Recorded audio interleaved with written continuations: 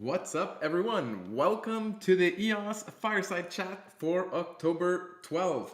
For those of you who are new to the community, let me tell you what EOS is all about. EOS is a layer 1 smart contract platform that is governed by its community. It's the only crypto that has had a foundation emerge organically from within the community years after the launch of the network. Since the creation of the EOS Network Foundation 1 year ago, the new EOS has seen incredible acceleration of progress and innovation.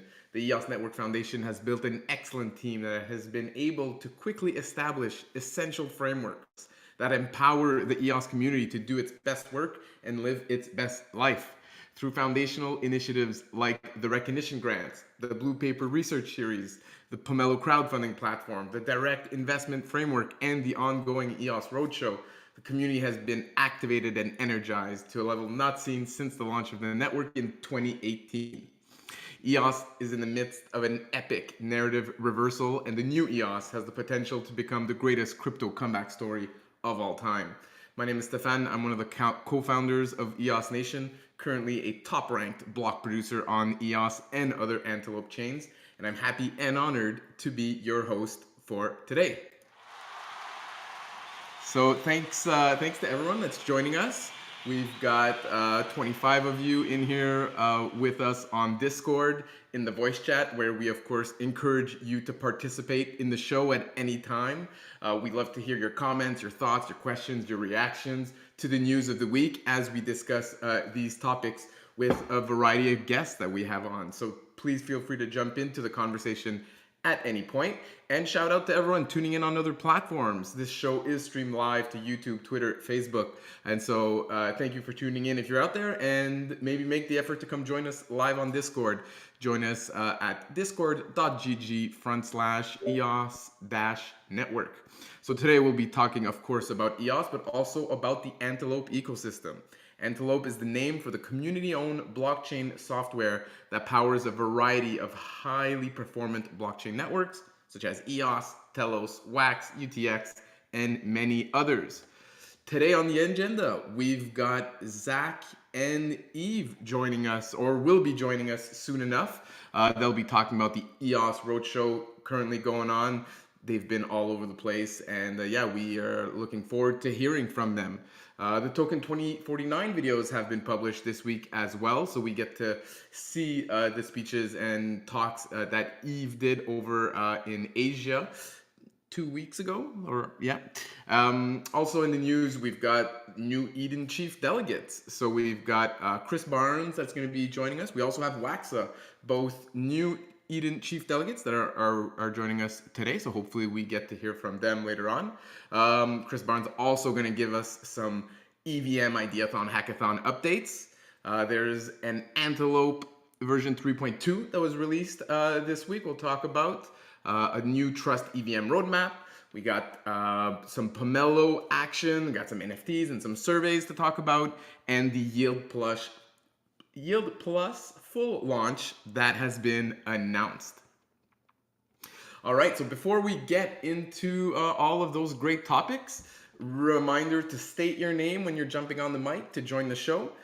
Also, share some memes and images in the chat. We stream that chat out to all the other platforms, and it's always nice when we've got more visual elements going on. So don't be afraid to share some images of stories we're talking about, or just some of your favorite EOS memes, or whatever it is. We love to see it. Of course, the Pop token giveaway is going on. You can join the Pop bot chat and /register your account name to sign up for your Pop token for today. And we've also got the Road to 10K promo still going on, which we're getting actually very close to our first prizes. So when we reach 6,000 members in the server, which I anticipate is going to happen in next couple of weeks, we'll be giving out 50 EOS to the person who's invited the most people. And I checked the leaderboard just now, and that's actually Chris Barnes leading with 65 invites. So congratulations to Chris, and thank you, Chris, for inviting so many people to the EOS community server. Second to fifth place is 25 EOS each, and there's not that many invites in that range, so there's a little cliff after Chris Barnes. 6th to 25th actually get 4 pop tokens each. So that's actually pretty good.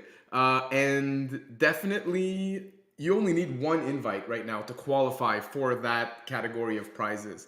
So try to get, invite a friend over. And when we reach this 6,000, you'll earn 4 pop tokens. And then actually, everyone who participates in this promo, so you get 1 invite in, you're actually guaranteed 1 pop token too. So you can grab those pop tokens, enter the raffle at the end of the month, trade them in for other cool NFTs on EOS, and potentially other things down the road. All right. So that covers the housekeeping. Let's get into the good stuff. Token 2049 videos and recap. However, seems like even Zack are not with us yet. I know they have a meeting prior to this, and sometimes or oftentimes it goes long. So we'll get back to that. So instead, we'll start with the Eden election that happened last Saturday. So like I mentioned, we have a few chief delegates with us today, so that's great. I'm gonna, I guess, invite Chris Barnes again to the stage. You're definitely a regular to the Fireside. And yeah, congrats, Chris, on becoming an Eden chief delegate once again. And yeah, looking forward to hearing your thoughts about the election and yeah, more Awesome. about it. Thank you, Stephane. Yeah, appreciate the warm welcome, and happy to be a regular guest here. So Eden was, I think it was a successful election. We had 82 opting in participants. There was a lot of one thing that's fun about these elections is the Eden UI. So it's genesis.eoscommunity.org, I think, is the use the website. Maybe someone put it in the chat.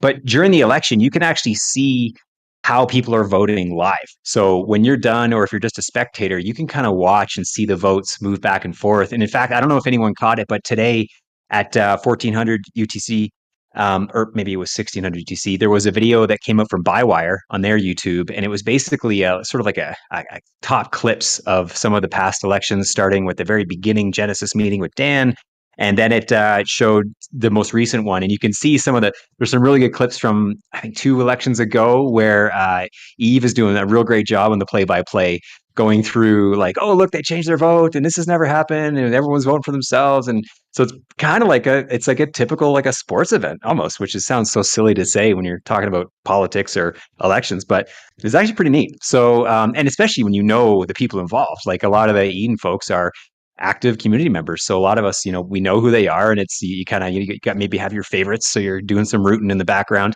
So that was really cool. Yeah, the election itself, great success. We had every room came to consensus. There was no stalled rooms. A couple close calls where it looked like we might have saw a stall. And you need, when you're in these elections and you're randomized into your rooms, you need to get a supermajority, which is a 2/3 plus 1 of those who are voting. And if you don't, no one moves forward. So none of this, guaranteed someone moves on from a round. If you don't have a sufficiently skilled consensus builder in a room, then no one goes ahead. So it's a really neat dynamic where this process does select for consensus builders. That's one of the key, regardless of what you're solving for at the end.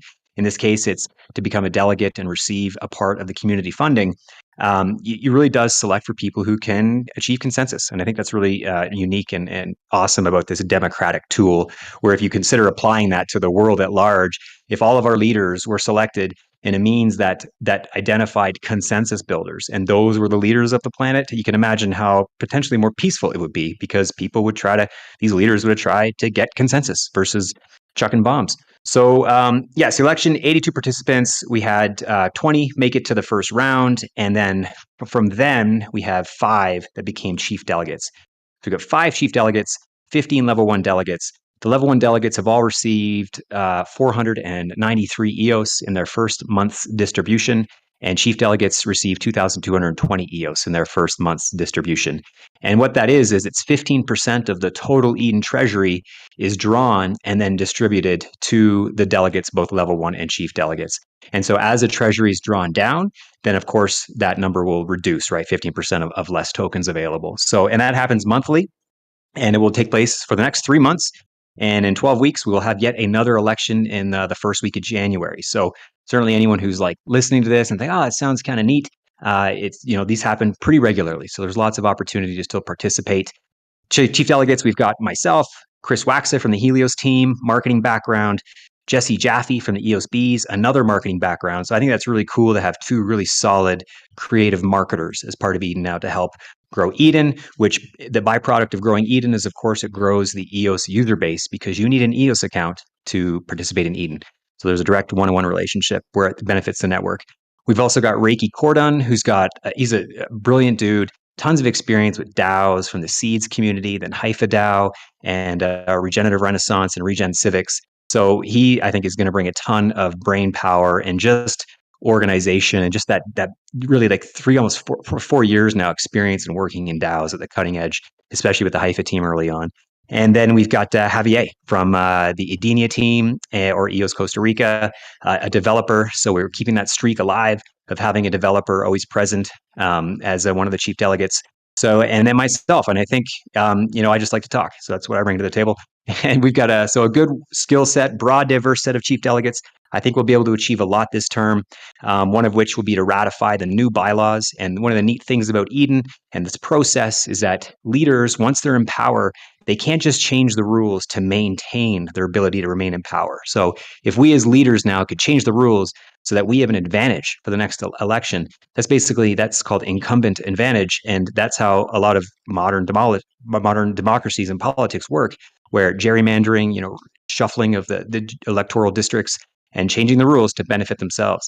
In Eden, you can't do that. The previous chief delegates proposed rule changes to the bylaws, and an election needs to take place. And now the current chief delegates have an opportunity to ratify those bylaws, and they don't have to. So we can just, no, those rules suck.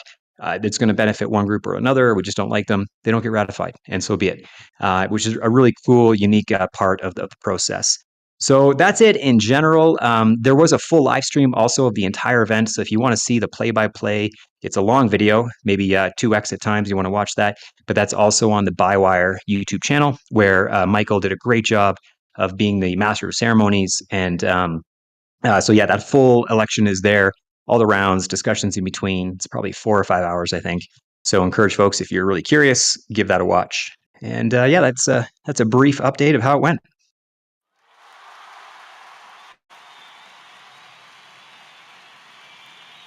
Great stuff, Chris. Great. Thanks for the update, and yeah, congrats again. Waxa is also a chief delegate.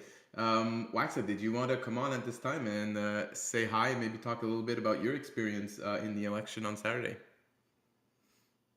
Yeah, sure. Thank you, Stephane. Appreciate you bringing me on. I think this is probably quite a good opportunity to let the community know what my intentions are, as I aim to provide benefit for everyone that's really interested in Eden, but as well, hopefully end up bringing more people to EOS as well as a side effect. The process itself was fluid, it was interesting. It's obviously my first time as a chief delegate, and I think we've got a good selection of chief delegates with various skill sets. I'm grateful as well to be able to work alongside previous chief delegates, so hopefully the new blood like myself can hit the ground running and we can all work together collaboratively. So what I proposed during my pitch, as I've just finished the Eden Elections website for Chris Barnes, which you can check out at edenelections.com, and that's plural on elections. I'll post that in chat in a moment. So my proposal during the election was to kind of collate what all the various circles and Eden as a process, as well as the Eden Fractal under one umbrella. So it's a clear representation of a DAO. I want to make a visual representation of that, which is intuitive, easy to explore in the form of a website. And it's something that we just don't have at the moment, because what we do have is outdated, it's got the wrong dates on, etc. Yeah, so once we've got that structure, which is clearly defined, it should be easy to not only share that within the community so we can be more organized, but I think it'll be a good tool for outreach as well, introducing new members. So the second part of my plan, especially towards the last month, will be to create strategic marketing campaigns. And obviously I'll be working with Jesse on his initiatives as well, which is certainly marketing focused. If anyone has any questions, I'm certainly happy to answer them as well, if anyone would like to probe more into what I'm proposing. And I'll be putting out some workshops, well, not necessarily workshops, but definitely be looking for feedback in the future as I start to develop the website. So I'm hoping to have a lot of community involvement.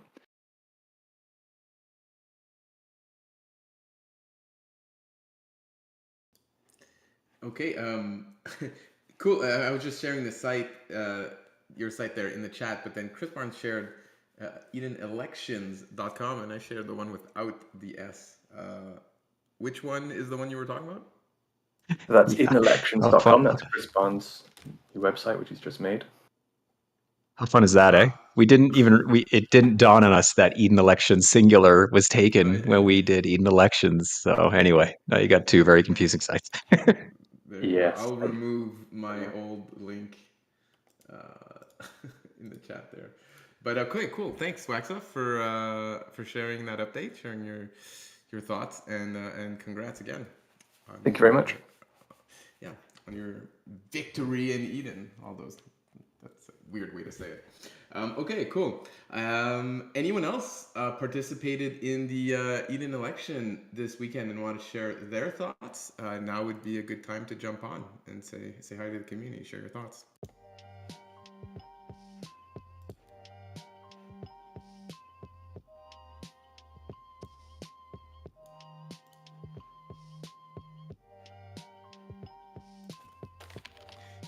Yeah, I'll just jump in real quick. Great. Can y'all hear me? Yeah. Yeah, from my vantage point, I thought that this was the best election yet. It went so smoothly. Props to the Edenia team and everybody that made that possible. And yeah, it was just a pretty seamless event. I don't think we could have ended up with a better selection of chief delegates. I'm really stoked about everybody there. Such a great combination of skill sets. And so I'm really looking forward to seeing what can get done over the next 3 months and what kind of trajectory that this new crew of chief delegates can put Eden on. But overall, I don't think I've ever been more optimistic about Eden becoming, I guess, self-sufficient and capable of managing its own infrastructure and expanding its service to the EOS community. So yeah, I participated and I felt very optimistic afterwards, I gotta say. That's great to hear. Yeah, I had to miss it this weekend. This last weekend was the first time I missed the Eden election. Couldn't get out of the family commitments at that time. But glad to hear that it went down smoothly.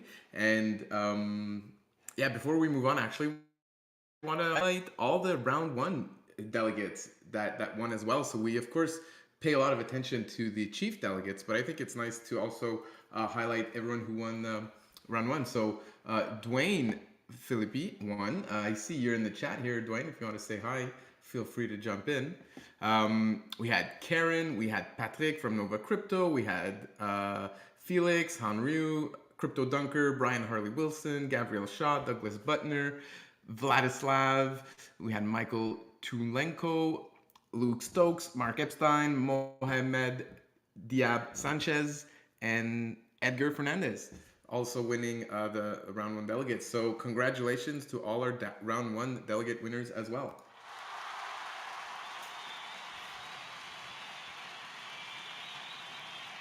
Many of them are habitual guests here on the Fireside, which is great to see. Anyone else want to say hi or share their thoughts on the Eden election that went down? Last call. Yeah, sure. Yes. Who is Yeah, that? this is Duane. Hey, Duane. Yeah, really successful, really top chief candidates, and really glad in round one I was given the task to push forward some agendas to have the Edenia crew recognized in one of those positions. So it's a great mix of the people that really were behind the code to get the Eden election site up and running. And then, we all know we need to expand, our base. So to see, some great marketers be part of the chief delegates. So yeah, it was really fun. And I'm glad I represented our group and pushed forward some some of their objectives. So yeah, it was great. Awesome. That's great to hear.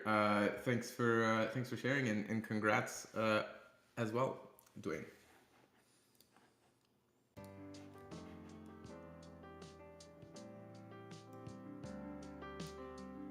This is Andrew. I could or Drew Block. I could share a little bit. Yeah. I participated. Great sound, by the way. Lovejoy.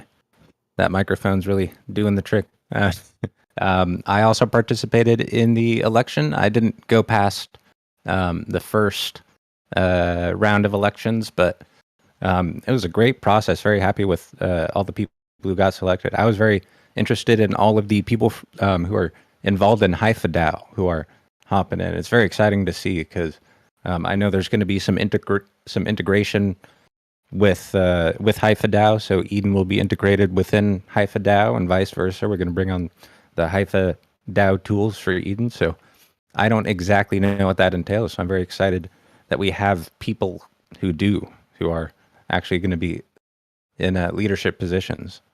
But yeah, great, very fun process. I think it turned out with a great result.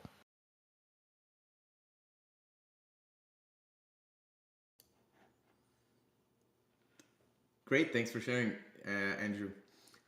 Felix asked for a server unmute, and it has been granted. Welcome to the show, Felix. Thanks, Steph. Yeah, my bad. Yeah, so I participated as well.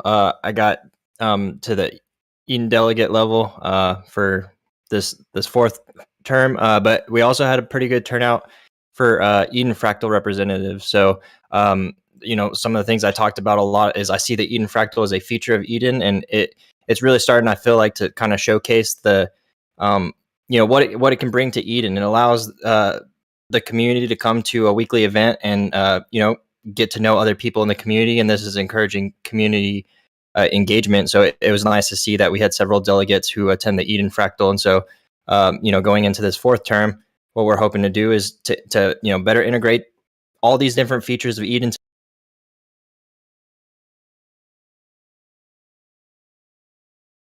How all of this is going to integrate, but I definitely feel like we're building something here, a really strong community, and so this is a big shout out to everyone who's interested to get even more involved with the EOS community. I believe you can do it here with what we've got going on in Eden. So yeah, be sure to check us out.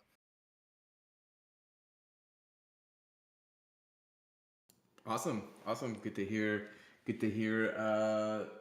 The Eden Fractal getting some representation in the election.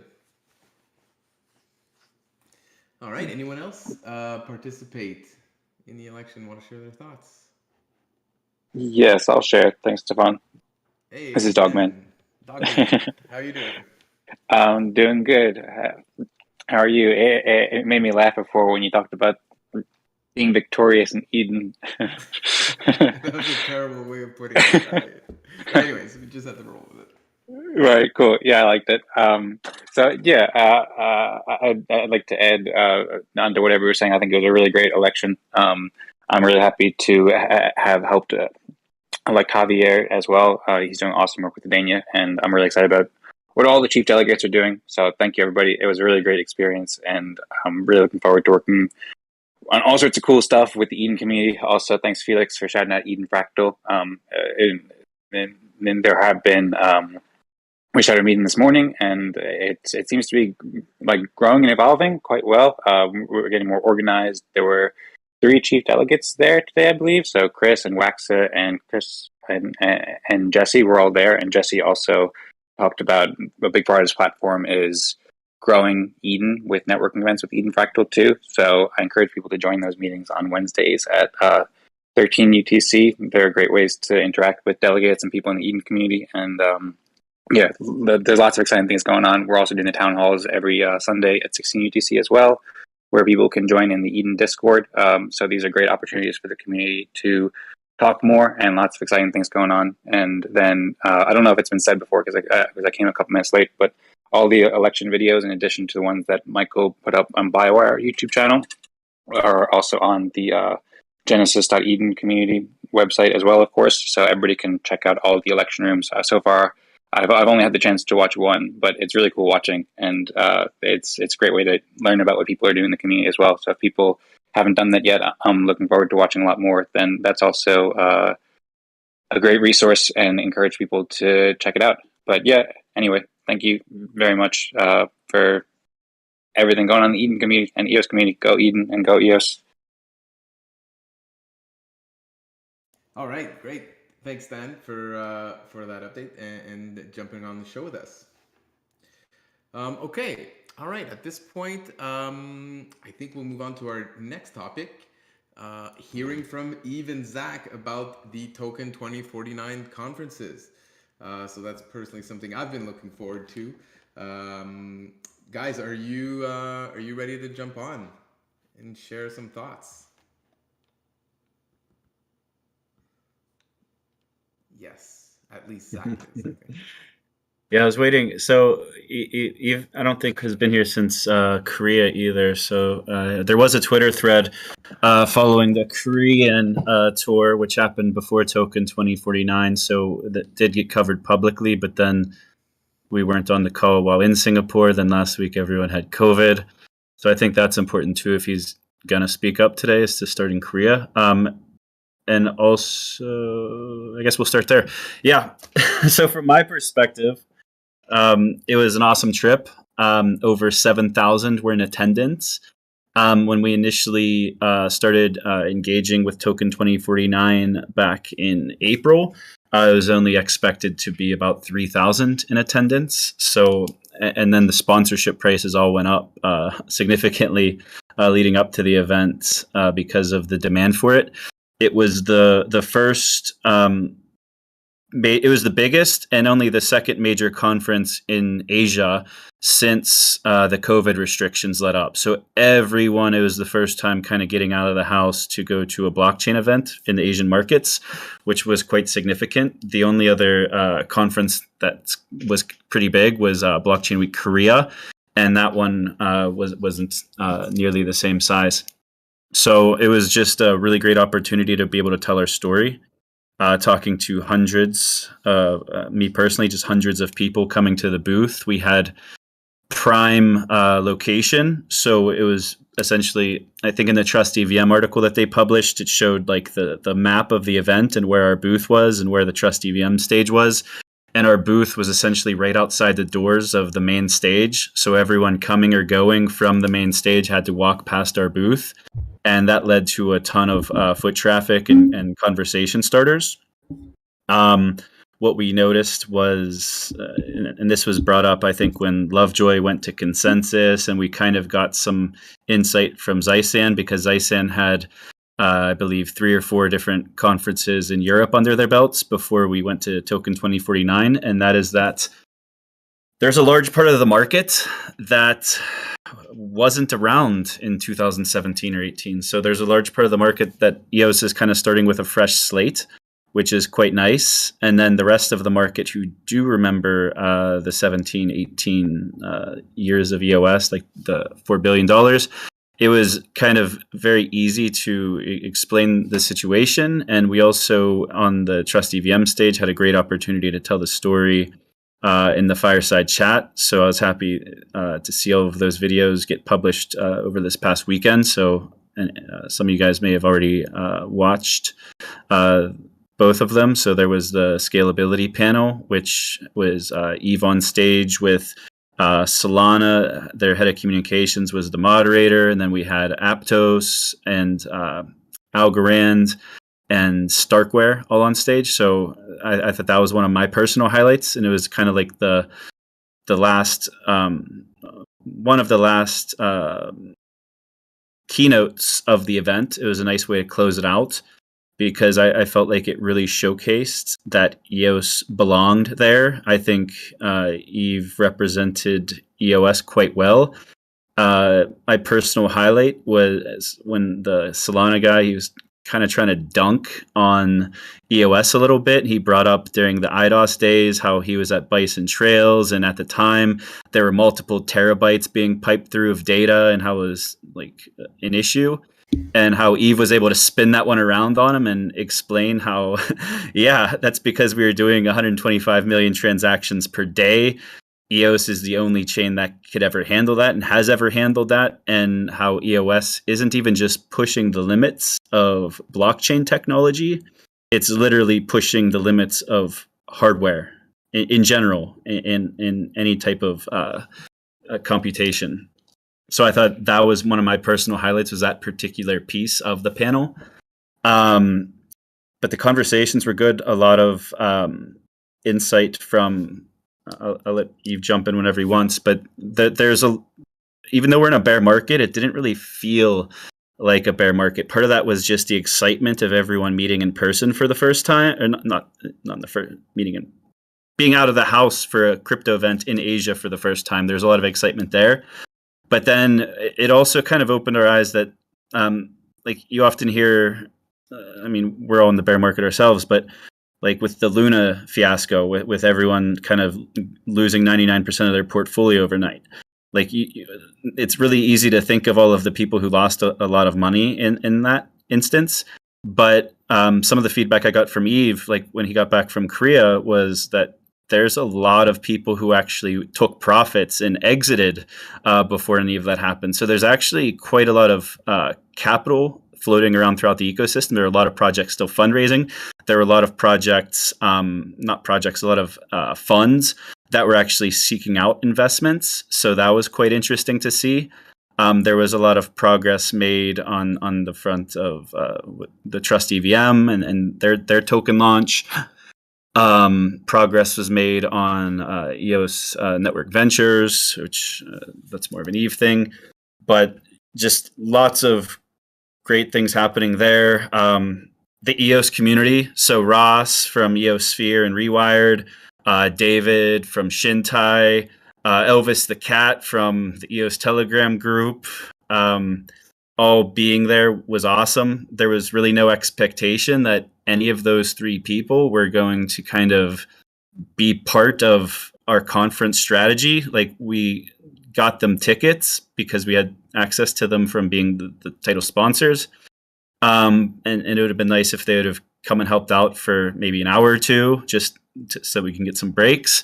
But they were literally in the booth the entire time. And it was a great experience. It kind of threw me back to the days of like 2018, 2019, when there were quite a few large EOS events that I attended, and having that kind of camaraderie of being around the EOS people. I also forgot Thiago from EOS Rio was also there the entire time. And it was just great to have all of those different perspectives. So, for example, like David from Shintai, like they were on EOS from the beginning as EOS 42, and then they launched Shintai. Now that Shintai is kind of like doing a separate chain, but they're still connected to EOS. They have some interesting things coming out their pipeline in the next month or two, which I think will be advantageous for EOS itself and some of the messaging around that. And then we had like Thiago from EOS Rio representing like one of the major like history solution providers and APIs. And then Ross from EOSphere, another block producer, but then with Rewired having that like enterprise like angle of like development, what they try to do. Having all of those different perspectives in the booth was really nice, and getting to hang out with them and kind of hear what all they're working on and what's kind of in the pipeline, how we could help. It was an awesome experience. Also, Myra Wang, so Myra's OG EOS community. She works with us as part of the ENF China and leading the PR and marketing over there. So she was in the booth the whole time. Excellent meeting her. So I probably met her at B1 June, but didn't really have conversation. So spending time with her was awesome. Great networker. Really, really good for making introductions to other projects and people. She has no fear in making those conversations happen, and I thought that was very advantageous to us. We also co-sponsored a Bitmart event, so Bitmart the exchange. That event was very successful. There was like a line of probably like 500 people there. That was an awesome event. Did a little team dinner with the EOS crew and also some other people. Damien, so one of the, I don't think we even really talked about this that much was Damien Bayon. So one of our board members for the ENF, he was an EOS OG. He was with Acro EOS, which was a BP at mainnet launch, and then he was the director, I think the COO or the director of operations for ITM Games in 2018, which was like one of the first GameFi projects, and it was on EOS. They're doing NFTs before anyone else. He spending time with him and getting to know him better was an amazing experience. He actually wasn't even planning to attend Token 2049, but because the week prior, when Yves was in Korea for the Upbit event and other meetings with a variety of exchanges, VCs, just everyone that Damien could open the doors for. Damien had the opportunity to sit in on a lot of these meetings with Yves and someone else, and hearing how everything we're doing and the updates, and like also the reactions of the other people in the meetings. So not just Yves, but the people or the entities that he was having these conversations with. It really got Damien excited and kind of reinvigorated him a bit, because even though he's on our board, he's also quite active with other projects. Since kind of leaving the EOS ecosystem a couple of years ago, he's been quite a successful VC himself and is quite connected in that realm. And he got excited. So he actually booked a last minute ticket to come to Singapore. So I got to spend a lot of time with him, got a lot of insight into the Korean markets and how they work, and what's on the horizon with the exchanges there in particular. So I think most people are probably aware that Korea has there's the carry law, where they have limited ability to withdraw from exchanges. So that's pretty well known. But what is kind of less talked about is the fact that because of the Luna situation and a lot of people losing money there, and even happening before that, is they're really cracking down on a lot of the tokens. They're going to be doing a lot of due diligence. All of the exchanges, like reinvestigating every single token listed on these exchanges, and also doing due diligence, requiring legal reviews and requiring all kinds of documentation from the projects or their foundations. And I thought it was just super good timing that Yves was able to meet with those exchanges, all of the major ones, while in Korea, because it established the fact that one, the NF is the core code contributors, and all of the exchanges, at least the ones that run infrastructure for EOS, which is probably all of them, they all kind of acknowledged it by upgrading their nodes, the fact that their withdrawals and deposits are still working. But also getting that touch point, that face-to-face touch point, I think was very important. But then also the fact, knowing like where we came from, the foundation was born out of its own community. We don't have a 30-40% governance oversight over the chain because of our treasury. We never did an ICO. So having all of these things working in our favor and getting ahead of the curve, knowing that the hammer is going to be coming down in Korea on a lot of projects. There's going to be a lot of projects that get delisted. Getting ahead on that, I thought, was quite advantageous for us and good timing. Yeah, so that's my rant. I probably have more to say, but I want to see if Yves is able to talk, and then I'll jump in some more. I can talk, but instead of just giving a rundown, because he did a really good rundown, I'd actually rather leave it for people to ask questions based on what you just said, and or any other questions people might have. Great. I mean, you kind of just gave a resume of everything, so I would be repeating a lot of what you said, but in my words. So yeah, like maybe Steph, because you're the host for this, do you have any questions that you can think of? Or Zack, do you have any questions that you think I can answer? Or anybody else, like chime in. And as you can tell in my voice, I'm still sick, so I'll be muting and unmuting myself as I cough my lungs out. As Singapore ended up being a COVID super spreader event, and then I came home to more COVID, and so I double blended COVIDs. So I've been quite sick for the last 2 weeks or so. Hey, Yves, Daniel here. Hope you feel better soon. We heard Zack's highlight. What his moment was, that moment between you and the Solana exchange in the I guess whatever it was there, The panel. the panel. Thank you. That's the word I was looking for. What was your highlight?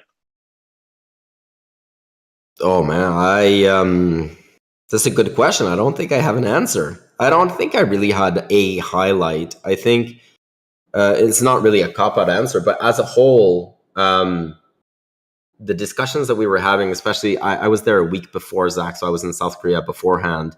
One thing that I heard repeatedly, and we just had every Wednesday in the ENF, we have an all-staff meeting, or like an open call for everybody that works in the ENF. And so we just talked about this. One thing that came about very much so, for those that had been around in 2017 and that knew of EOS, one thing that they mentioned, that the VCs mentioned on multiple occasions, so VCs that have been, especially in Korea, that have been incubating GameFi projects, or they've been incubating within the space and whatnot, is that they were really happy that they could start recommending EOS again, because they knew, and they still know, of EOS technical prowess, but everything else was missing. And they feel confident now that they could start recommending EOS as a chain of choice for people to deploy on, because the components that were missing, which is the financial and non-financial support outside of the tech, they feel confident enough that are now present with what we've built over the last year. And that was really cool to hear over and over. At the same time, another highlight was somewhat to see how early on we are. The market really still doesn't care about a lot of the tech at this point, but it will at some point, especially with GameFi, which is the direction that we've been positioning ourselves for, and pretty much everybody else. So it's not unique to us, or it's not like it's a magic secret sauce and we're the only ones who knew this. Getting that validation that that's very much where the capital is being deployed, and that EOS is a natural fit for this, and that people recognize this, and that they now see that there's the level of support required to be able to support outside of what they can do from a financial point of view. That was really good as well, to kind of get that validation.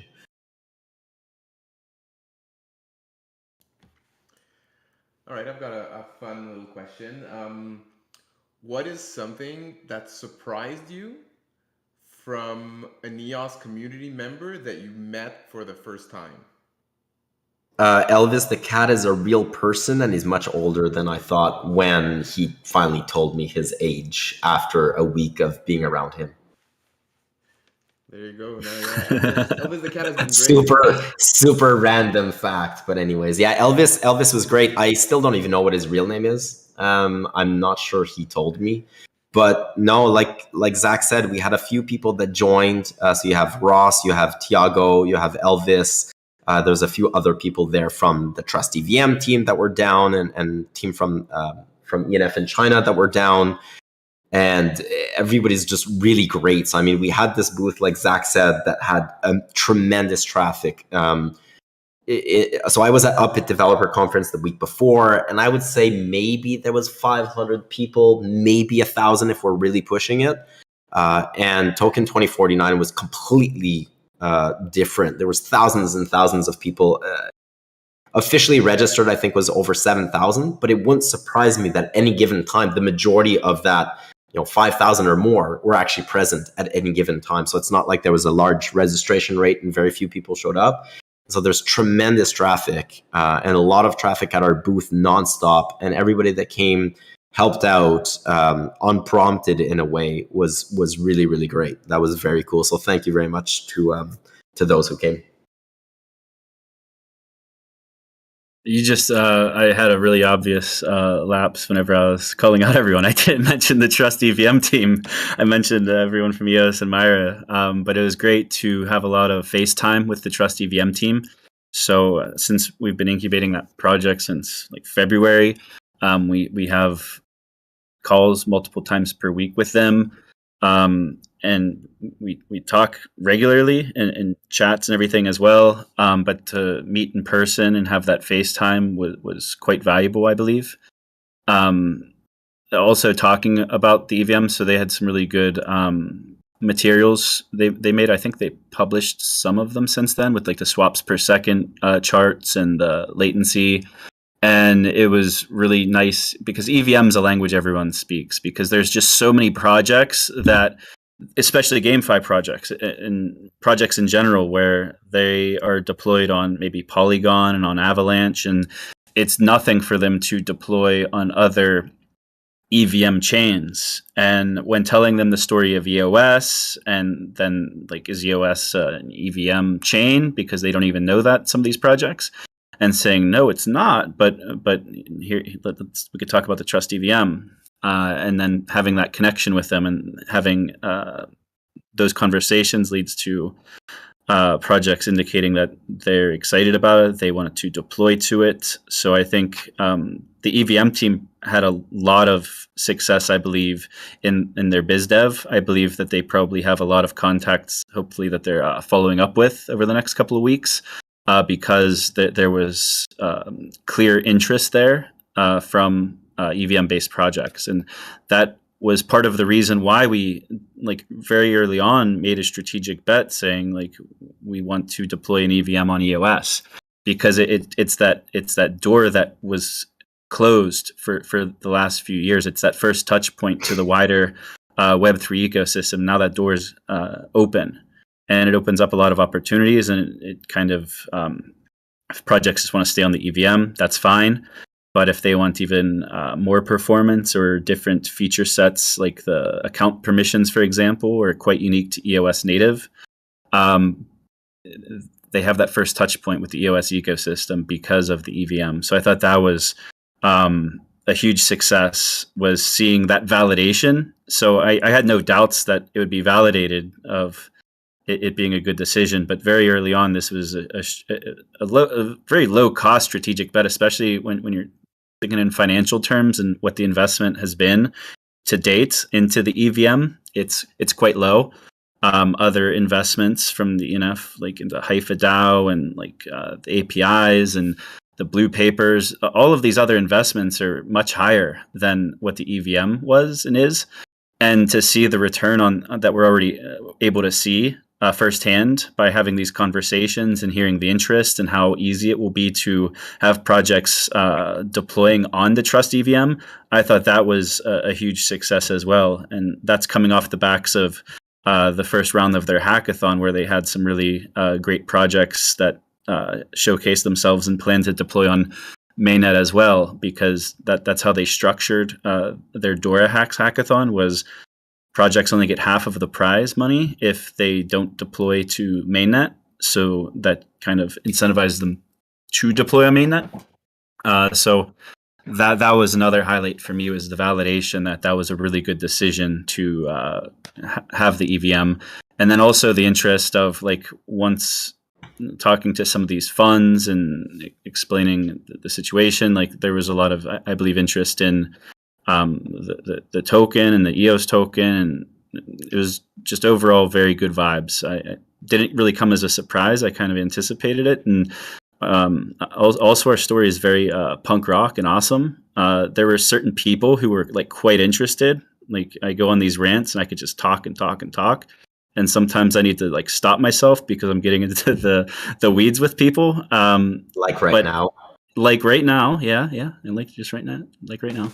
But it was great because there were actually a lot of people where I'm like, all right, I'm getting into the weeds here. They're like, no, tell me more. It was like telling like a fair, I don't know, good story to people of this DAO genesis story of how we kind of were born out of our own community, and everything that we've done over the last year. Like the fact that, like, we accomplished more in the last year than a lot of other, definitely than EOS had in years prior, but even comparing ourselves to some of the larger projects, like just running through the list of everything we've been able to do. Like 1 year ago, there's just two of us. Like at this time last year, there were two people in the ENF. We had just funded Eden. The Eden election had just happened, and now look at, like, where we're at today. It's just incredible, the growth and the momentum shift. And it was really great to get out of the house, even though I did come home with COVID. But it was really nice to get out of the house and have all those firsthand touch points. I'm glad you said that EOS is punk rock. I think that was very good. I actually stole that from Daniel Keys. I think he said it on Twitter one time. I remember. Yeah, we should own that. We are pretty punk. Oh no, wait, that was a terrible punk rock sound effect. I had a question. Yeah. The question to Yves during the talk from with Bison Trails, where they mentioned the issues that they had running EOS nodes. I was actually on their website, and I found that they said it takes them 3 months to start up a EOS node from the Genesis block because of the replay speed, but they have like a proprietary service that allows them to spin up a full node in 72 hours. I think they basically have like a master copy that they can validate as opposed to reproducing everything. But I think it's kind of, and this is like a proprietary service that they offer. I mean, I think it's a valid concern, the idea that you need like a supercomputer to run a full node. It's hard to recommend people to run full nodes, and it has this centralizing force over time where we need this proprietary service in order to use this effectively. So I was just wondering, from a strategic messaging perspective, is there kind of a better solution or a better way to something coming down the pipe that could help alleviate that concern? Because I think it's going to keep coming up from infrastructure providers as more third parties try to provide services in the ecosystem. I think we'll hear that, we're going to hear that same concern over and over. So there's one initiative. So we're currently, I'm not sure if it'll really answer the question, but I guess the short-term answer is no. I don't think you need a supercomputer, but sure, you need a computer if you want to run full history and you actually want to log all of ADOS transactions during that period of time that EOS was doing 125 million transactions per day. It will take a lot of time to catch up unless you replay from a snapshot. And if you want to replay from a snapshot, then you're losing that decentralization or that, I guess, provability that you've done everything from the beginning. But on this, we're currently doing the Antelope Coalition reprioritization for the next couple of months. And one of the things that we've highlighted as one of our priorities from the ENF at the table, or from EOS at the table at the coalition, is provable state domains. And if I understand correctly, that will, not sure what that sound was, that will come and help alleviate what you just mentioned. If I'm incorrect, please step in and correct me. But overall, yes, if you want to run any type of history solution, you want to take into account every single transaction that's ever existed, you will require a lot of time in order to catch up, unless you do it through a snapshot. And I don't think there's a way of getting around the amount of data that's been generated, and that will just get worse and worse over time. It's the same thing with other blockchains. So yes, inevitably that does centralize in the few entities that are able to do that. Unless you can figure out a way, and that's what I think perhaps provable state domains do, figure out a way that you would be able to prove while that the information is accurate without having it replaying it yourself. Yeah, problem. Sorry, go ahead. I think I understand what Yves talking about, the kind of ability to prove that some state is valid without actually running the logic locally yourself. So that actually, if we had something like that, that would help a lot. Say kind of like, okay, well, if I'm just a third party, I know nothing about EOS, I just go download Leap and just put in the Genesis file just like I would for a Bitcoin or Ethereum node, and I just run it. It's not going to be a very good experience. But like, what if we have a snapshot that the entire community agrees on? Say like the day we upgraded to Leap or something like that, and we're like, this is the recommended kind of Genesis snapshot that everyone should use. And if you need state before this snapshot, then we already here's have that, and that's the problem, right? So what you're asking is not having to rely on a third party, regardless of who that might be. That's the issue. We already have snapshots provided by people that we all agree on. And ENF will also be providing snapshots, but it doesn't matter. You want a way so that you don't have to rely on me to be able to do so. So that you can start from a snapshot. EOS Nation snapshot and blocks logs file and start up a chain immediately, but you have It'll to take trust like EOS an Nation. hour. Yeah. And you have to trust that the data that EOS Nation providing you is the truth. So this feature that EOS is bringing to the table to the coalition removes that need to trust. It's verified in itself that, okay, this matches the actual state of the chain. Yeah, I mean, I think that sounds great. I'm just suggesting that as a third party, a third party doesn't know what EOS Nation is. You know, like we need maybe some kind of a branding around a specific snapshot that. Yeah, so ENF will provide those, but you still then need to trust ENF. Of course, we remove that need for trust. Someone to trust. Correct, but so now we remove that need for trust, I believe, if we actually implement provable state domains. Yes. Well, anyways, overall, I thought you don't it was have to great. trust anyone. But just on that, John, I'm not sure that that's what the direction, anyways, of the panel, from what I recall. That's not what we were really talking about. He was trying to take a dig at. It wasn't so much that it takes a long time to replay EOS. It was more so that at some point we had prohibitive costs to host history, and so it was more of a hard drive question, because we were having discussion beforehand off stage about this, and he was just trying to showcase that at some point, if you accumulate a lot of data, there's going to be a cost to store all of that data. So it was more so from that angle that he was taking it.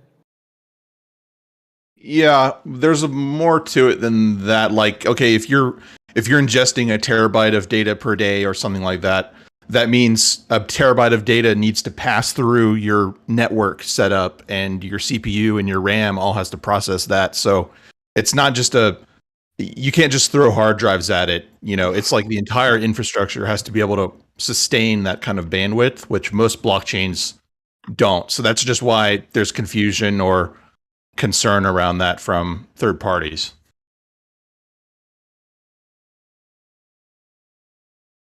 There's a question that I see was asked by Trim Bob, but wasn't asked verbally. It's great to share a story and for people to say, wow, that's amazing.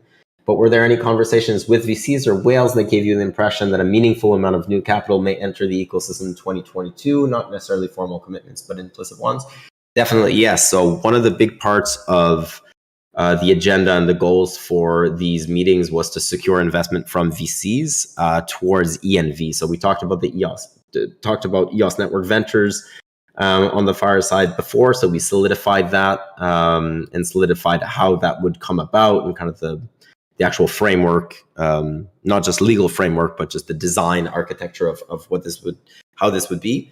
And so, yes, definitely some formal commitments from some people, yes, as well as then, like Zack mentioned, for EVM, one of the big things was to get closer to securing that lead investor.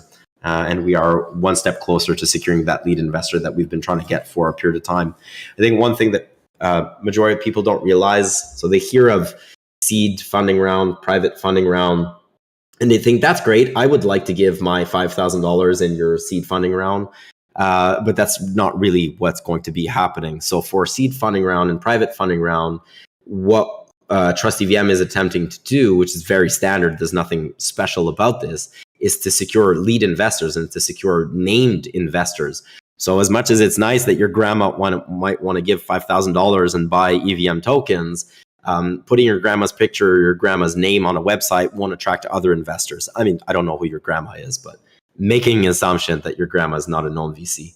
And so really a big part of this was to secure known VCs that would be part of the investors, because then that attracts then more external capital afterwards.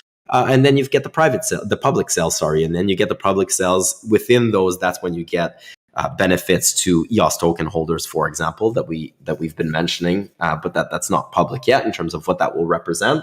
But for seed and private rounds, getting the brand name investors, the brand name VCs, a part of that to help offer that support, because it's more than just the financial support. It's also everything else that comes alongside that. It's what else can they do? For example, if you had Binance Labs as a lead investor, does that perhaps also open doors for token listings or for anything else? Like, what else can that investor do to help benefit that ecosystem that's outside of just the funding? That was a huge part of what this trip was about. And definitely to answer your question, yes, there were conversations with VCs or whales that gave me the impression that a meaningful amount of new capital may enter the ecosystem.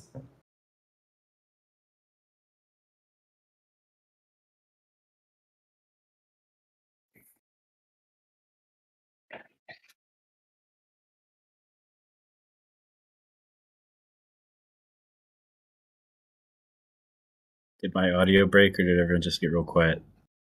Everybody just got real quiet.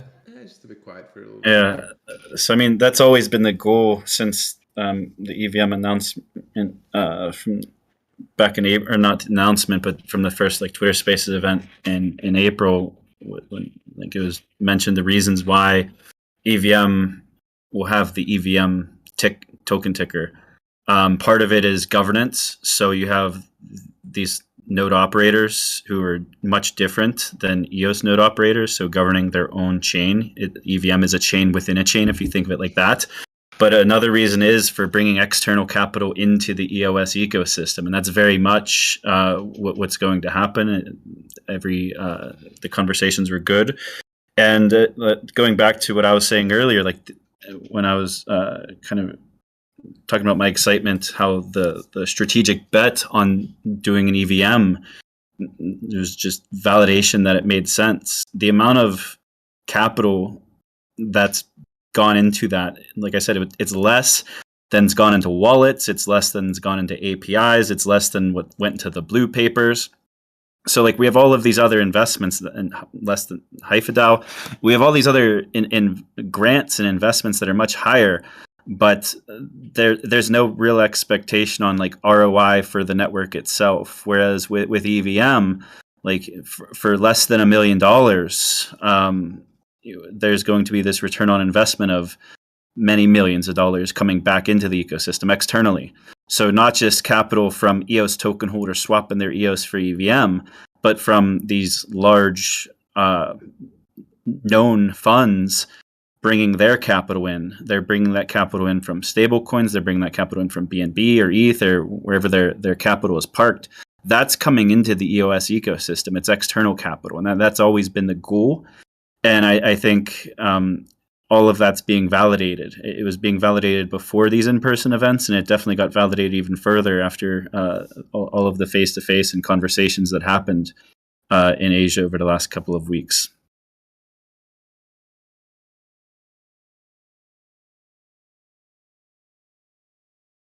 And then as far as on the EOS side of things too, is the EOS Network Ventures is continuing to move along. We just finalized all of the text for the Q3 quarterly report that'll be out soon, and that'll showcase that EOS Network Ventures is still on track for Q4. So as soon as there's more to share, we will share it. But everything's going really well on that front, and I'm looking forward to discussing it more. Blockchain's Pocket asked what parts of EOS will new VCs invest in, only EVM? No, so I mentioned EOS Network Ventures, ENV, which we've been talking about now for quite some time. The name previous to this was ENF Ventures, now it's just ENV. That would be, it will have multiple funds, but the main fund will be an EOS ecosystem fund. So very specific only to EOS. And that's where ENV will be attracting, and as I mentioned, answering the previous question, has attracted more LPs that'll be specific to investing in the EOS ecosystem. And when I say EOS ecosystem, I'm not saying EOSIO or Antelope, I mean EOS. And on top of that, it'll be a completely separate entity from the ENF. That's part of the reason for the name change. It'll have its own leadership, its own spokespeople, its own marketing, its own projects, and it'll very much be aligned with EOS, 100% aligned with EOS.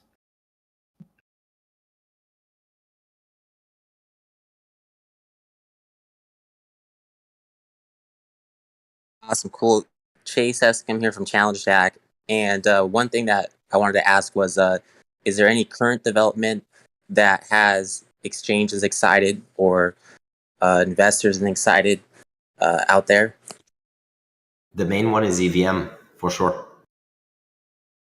The amount of interest in investing in EVM, far outmatched anything else. So one of the issues that we've been having with ENF for quite some time, or I guess EOS ecosystem, is we don't have a vehicle for external capital to come in. So ENF has been filling that role and has been doing direct investing as well as then doing investing through the indirect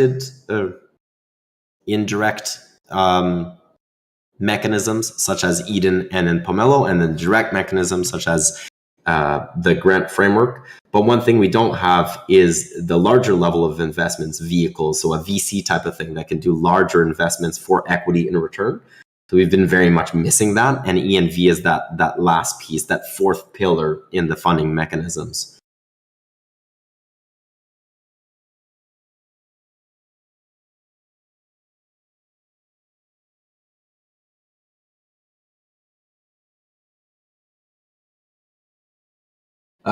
No. So question, Jack Byte. So how can EOS holders participate?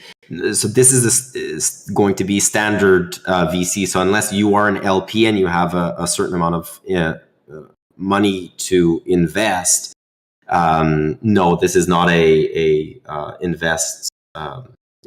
Here's my $5 I'd like to put in the EOS ecosystem. This is very much geared towards larger investments to be able to attract large external investments into the EOS ecosystem. So we do have funding mechanisms that are good for smaller investors, such as Pomelo, I think is probably the better one.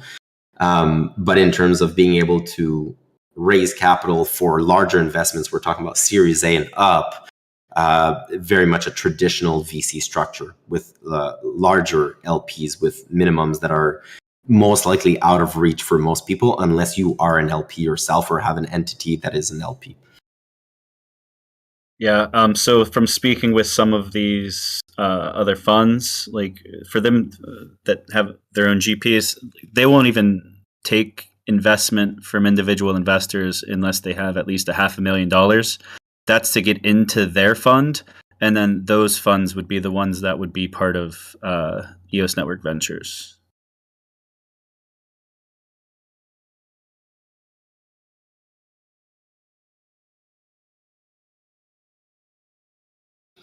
Is fund from new capital or from ENF selling EOS tokens? No, the goal of this, and this is a really good question. So we have not had since the ICO any external capital coming in the ecosystem realistically at a partnership level at all. And so for a period of time, we just didn't have any capital. So it was only the inflation. Now, at least in the last year, we've been able to take some of that inflation and reinvesting it into the ecosystem. The next part is to get external capital once again to be able to go and invest into the ecosystem. Of course, they'll want to make returns. So this needs to be strategic investments. That's why there's equity in return. That's why they need to do research. The GPs will be making research into what they potentially could invest in. So it's not just going to be a free for all. You have an idea and somehow GPs believe that it's that somehow magically now you get $1 million worth of investment. So it's going to be very traditional in the sense that you need to be able to raise capital. but that is the component that we're missing. So right now we have levels of funding through Eden, Pomelo, and ENF that are, let's say, $250,000 and lower. But what happens when it's greater than that? What happens when your business already has a functional product and what you're looking for is $1 million or $2 million worth of investment, a Series A or something like that? We don't have that vehicle right now. And that's what ENV would be, is that vehicle to be able to do so.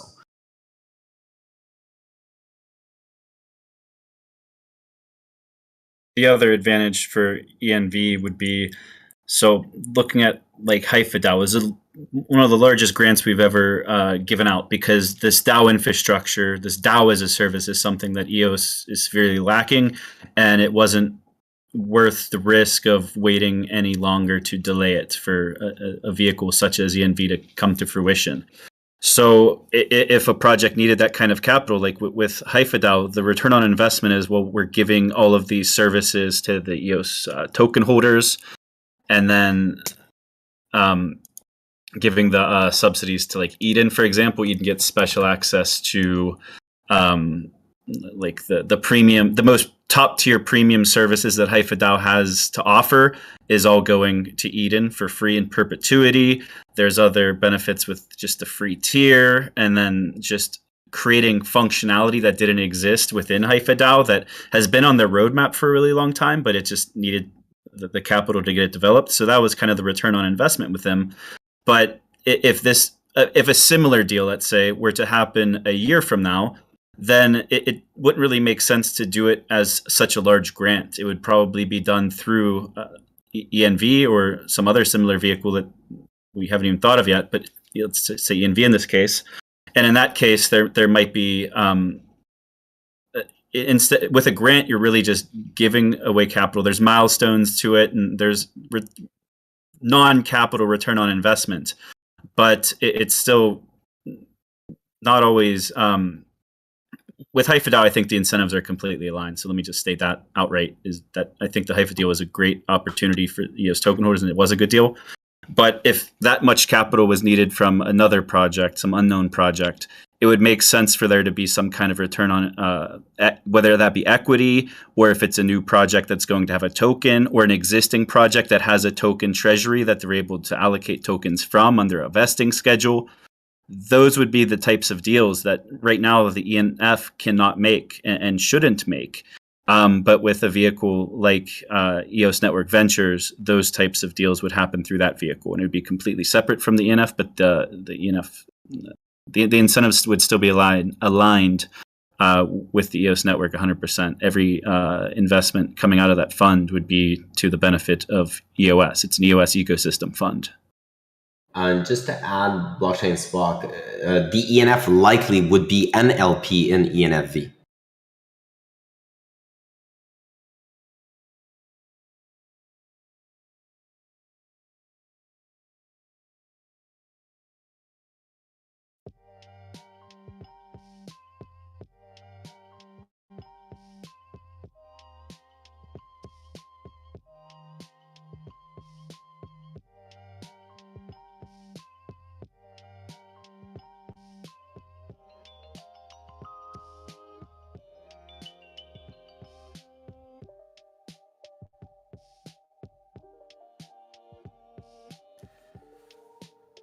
All right. Any other questions for Zack and Yves about conferences, or basically anything else before we go on to the other topic? And I believe maybe Yves has some other commitments. He might need to leave soon. No, I canceled. I'm good. I'm good. Boom. Canceled for the Fireside. Let's go.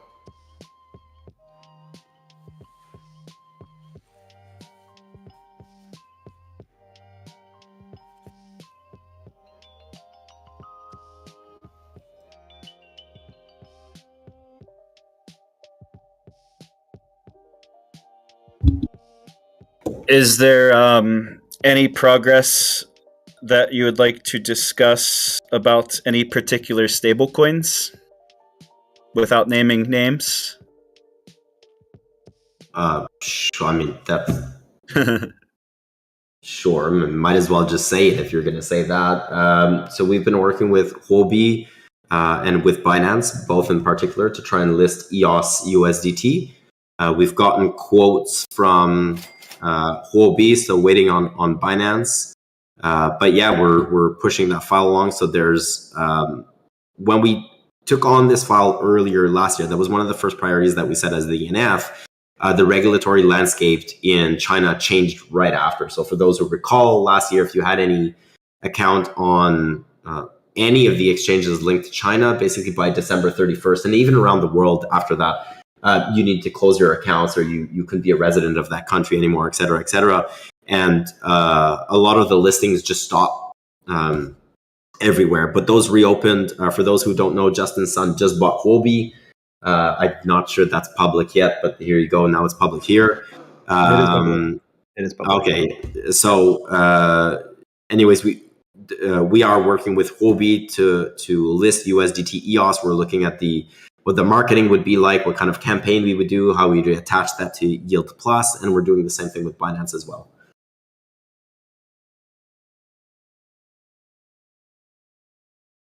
Glad that's public. I saw it come up a few times recently as if the file wasn't moving along, but it has been. We said we would share news when there was news, and now there's news. And I think this ties in. You've mentioned Yield Plus. It ties in heavily with Yield Plus. When DeFi summer hit 2020, when DeFi Box launched and DeFi's network launched, and there was influx of DeFi activity, EOS was quite limited in its ability to take advantage of that because of the inability to access native USDT EOS version to deposit and withdraw from exchanges like Huobi or like Binance. Because a lot of on-chain activity comes from different arbitrage opportunities, especially at the time we had some deep liquidity pools against PBTC and PETH. And when you're running these arbitrage trades, you typically hold both sides of the trade on chain and both sides of the trade on some centralized exchange. So let's say you're arbing the EOS USD pair. So if there's a better price on Binance and you can buy EOS cheaper on chain, then you buy it on chain, and your accounts are constantly rebalancing. But depending on the direction of the trades, you eventually get to this point where on either the centralized exchange or on chain, you have a bunch of Tether, for example. And when you have a bunch of Tether on EOS, and it's the EOS version of Tether, but you need to send it to Binance, you're in a bit of a pickle there. And it just doesn't, it limits the ability to make these large multi-million-dollar capital deployments on chain because you can't actually close your arbitrage trades. And I probably did a very bad job at explaining that. Maybe Denis could help make more sense, but it was a huge disadvantage for EOS at the time, and we're working to close that gap. And it ties in perfectly with Yield Plus, which is going into its full launch this Monday, October 17th, I believe. Yeah, 17th. And that'll offer essentially a 5% yield subsidy on USDT, native USDT on EOS and EOS itself. So I'm really excited about that, and we can probably get into that topic next if, I don't know, it was on Steph's agenda, but yeah, go ahead. Well, I can expand a few more things, a few more use cases on USDT. So you explained the trading opportunities, which is a really big thing. There's a lot of traders that trade across multiple exchanges. They usually have to provide liquidity on both sides. So if you block one of those sides, well, you essentially block the entire trade. And then all you do is you essentially have to force exchanges to communicate in another asset, non-EOS, because they have to use either Tron or Ethereum or some other USDT pair because the EOS rails are blocked for that exchange. But one of the big things too is being a liquidity provider. So let's say if you are a holder of assets and you prefer using Binance, you've KYC'd, or Huobi.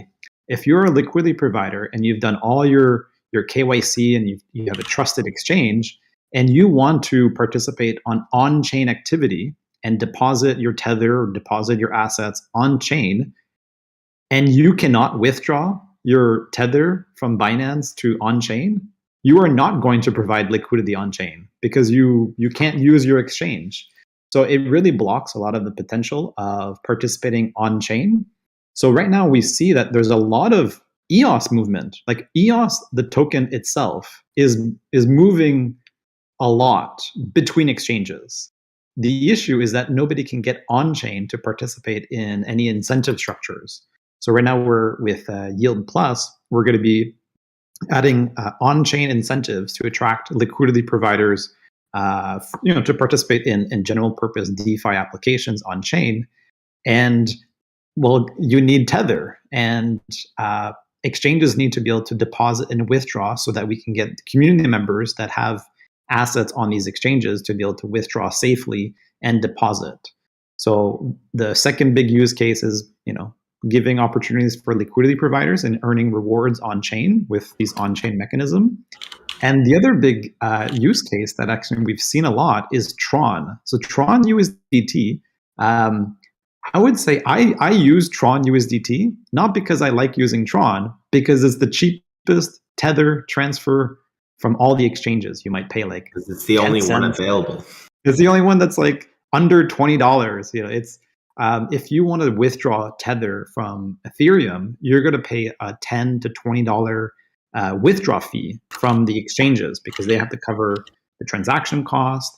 And Tron is under $1. They still have to make a profit. So the actual on-chain transfer might cost maybe 50 cents, maybe 20 cents, but the exchanges will usually limit to about like $1 withdrawal fee. And Tron has actually been primarily the Tether rails for a lot of people that are trying to do cheap Tether withdrawals.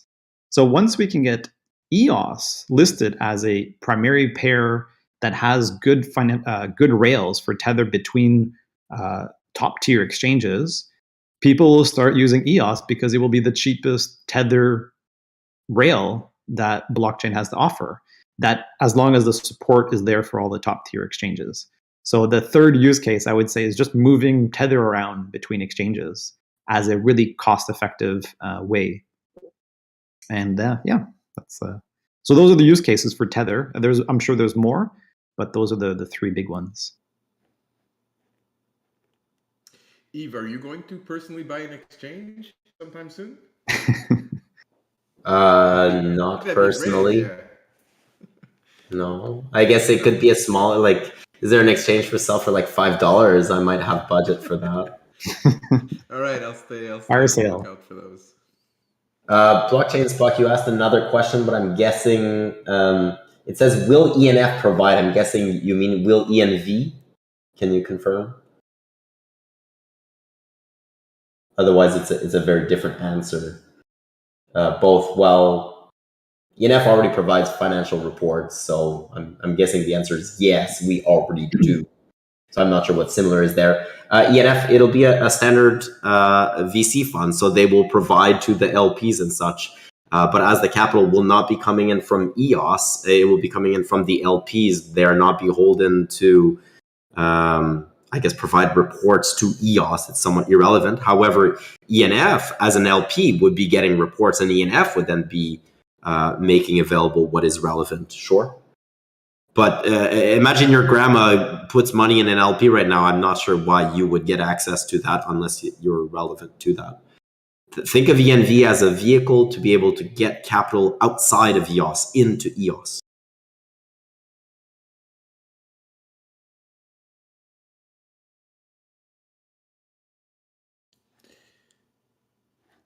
Yeah, so maybe to continue talking a bit about the Yield Plus launch that's coming up. For those of you who have not seen it, there's a report that came out recently highlighting a lot of cool stats and numbers of the activity, on-chain activity in DeFi on EOS as it relates to the Yield Plus program, of course. So I definitely invite you guys to check that out. Not too long, not too complicated to read. I actually screenshotted a few images that I'm going to share here in the chat. The most interesting one, I think, was this relative change in TLV image. The last one I shared here between EOS and large cap layer one. So it's clear that TLV went down across the board in crypto in these during this time frame, but relative to others, EOS actually outperformed by over 10%. So that's pretty cool to see, and maybe gives a hint at what is to come once Yield Plus fully launches with the 5% yield as opposed to the 1% yield that is currently ongoing during this trial period. So Zack comes in here, says that the chart that I shared is compared to Ethereum, Polygon, Avalanche, Tron, Solana, and Binance Smart Chain. So just wanted to share that with you guys. Yeah, I think the chart that you shared, I think was also the chart that I found the most interesting, which was the relative to like TVL relative to market cap, relative to other sectors.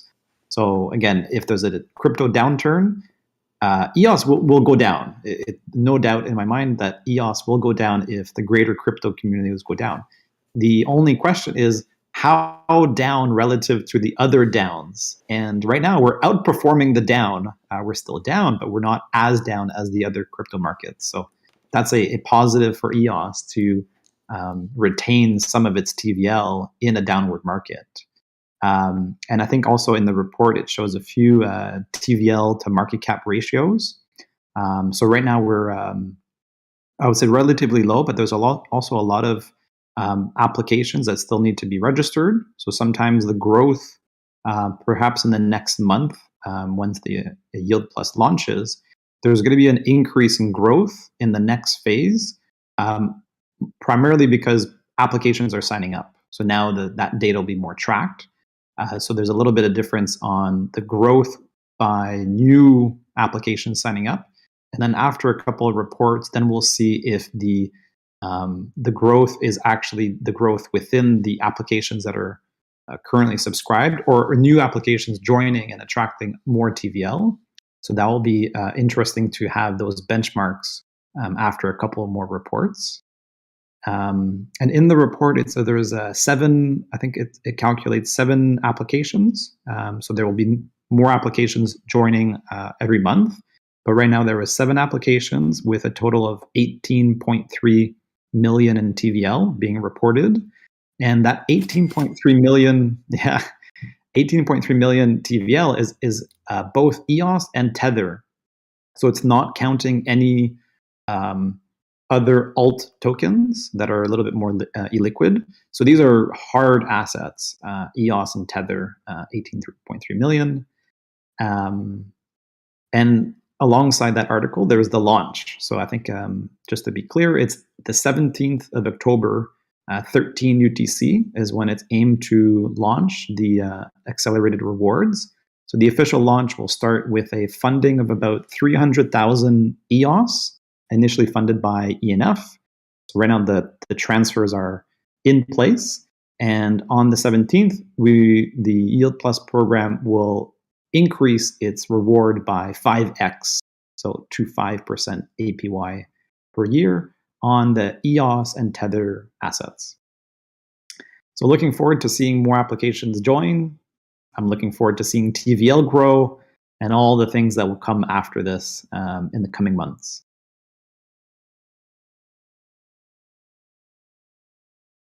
Maybe Zack, did you want to, I know we opened up the floor on Yield Plus. Did you have any other remarks that you wanted to mention? Yeah, I'm looking forward to some negative interest rates on loans. I think if you think about it, like on DeFi Box, for example, you could generate a stable coin. USN is their stable coin. So essentially, I lock up EOS as collateral. Think of it like taking out a mortgage against your house. You lock up your collateral, and I could create stable coins for only 1%. It cost me 1%. But we know that DeFi Box through Yield Plus is earning a 5% subsidy on my EOS that I have staked into their lending protocol. So it would be smart for a project like DeFi Box or like Pizza DeFi to offer negative interest rates, so they actually will pay you to borrow money. And then whenever you take that additional money, it's like monetary expansion, you could put that money to work into other DeFi thingies like an AMM or other ways to earn yield, and you could actually start stacking your yield earning opportunities and kind of leveraging yourself up at zero cost. Because typically whenever you have an open position or a loan over a long period of time, you start, especially in a stable market, which in a bear market, like typically things get really boring and sideways. When things get really boring and sideways, that's whenever the interest kind of eats away at your original collateral. But by offering a negative interest rate, you could actually, or like a just neutral interest rate, so you're not actually paying any interest to borrow money. I'm looking forward to those opportunities. I think they're very fun. I'll probably be taking some personal risky bets myself, not financial advice, but this is something I'm personally interested in. And that's kind of what I'll be looking at first, is looking for the borrowing opportunities to borrow against my collateral. And actually get paid to do so. And then once I borrow those stable coins or generate those stable coins, I'll probably throw them into a liquidity pool against more EOS. And then you could actually, in DeFi Box and Pizza, you could actually borrow against your LP tokens also. So that's another, like, spitballing some yield opportunities. Both Pizza and DeFi Box allow you to use LP tokens as collateral. So as in the messages Steph just shared, like the messages from DeFi Box, they're going to increase their yield on EOS USDT. So most people, you'd be silly to have 100% crypto. Most people have a stable coin position in addition to their crypto. So I personally hold a lot of EOS. I hold a lot of USDT. You put them together into this liquidity pool on DeFi Box, and you're guaranteed to get a minimum of, let's say, the 5% subsidy, plus if they're giving Box tokens on top of it for extra incentive. You're earning yield on that, and then you could actually take those LP tokens, your collateral, and use them as collateral to generate more USN, for example. Then you could use that USN to leverage up and buy some other token or buy EOS or put it into an LP in itself.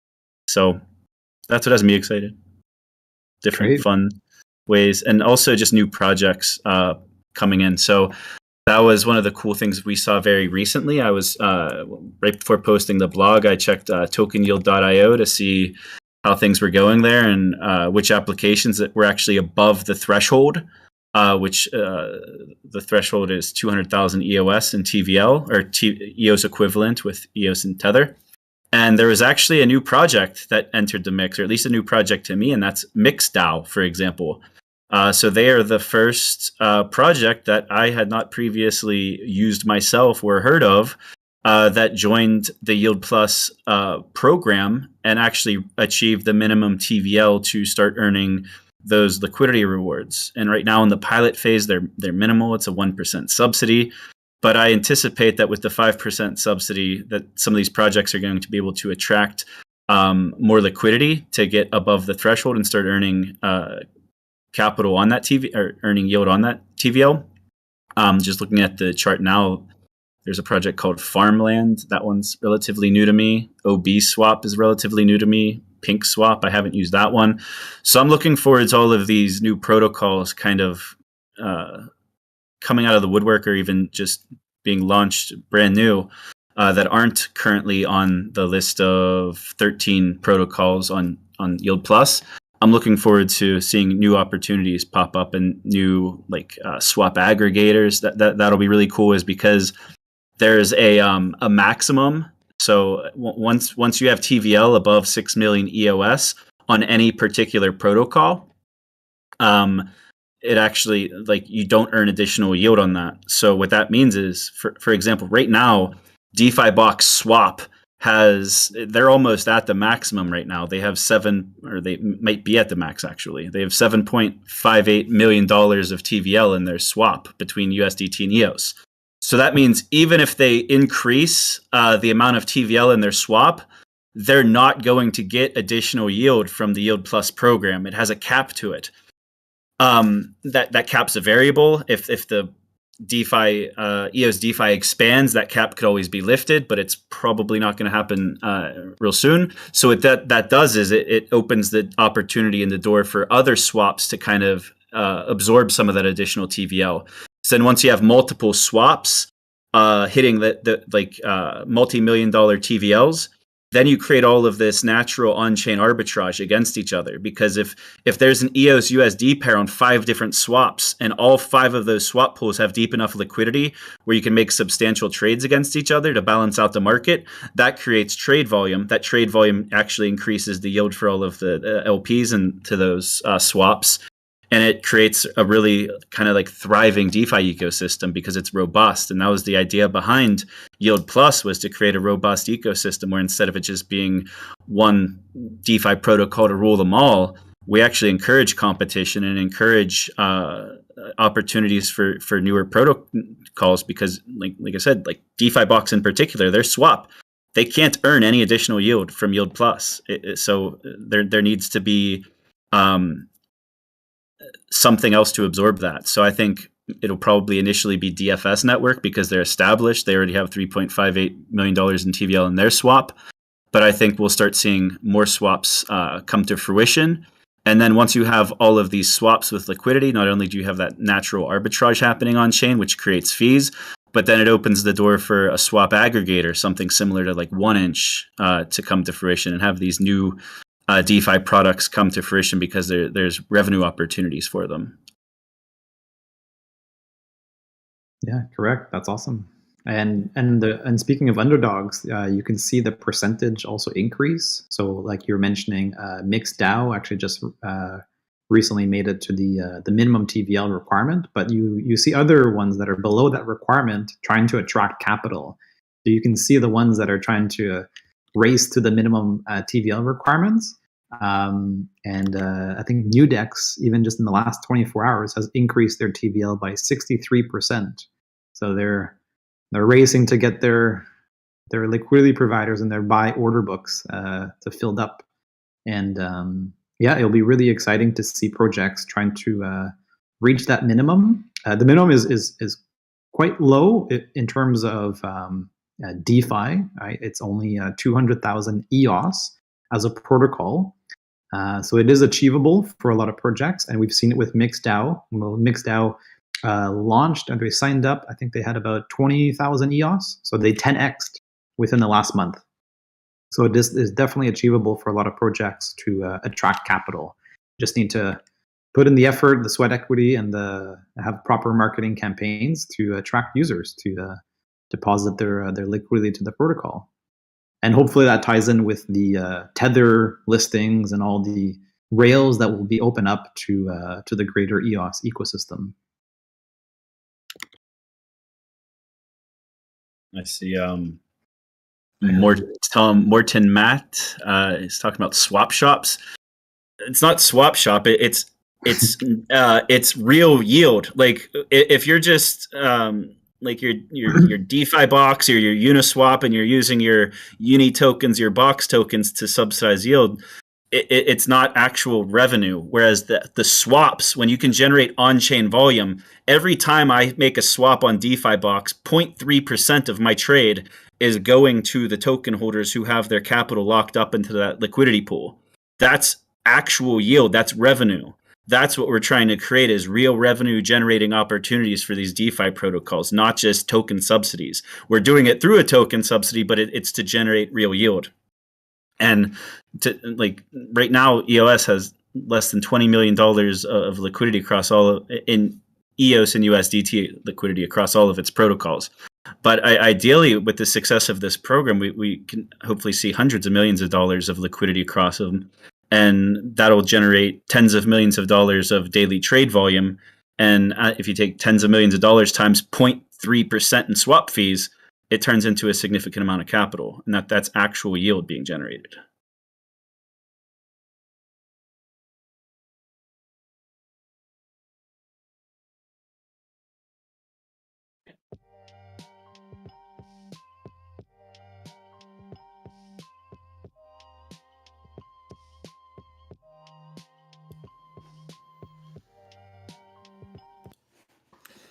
All right.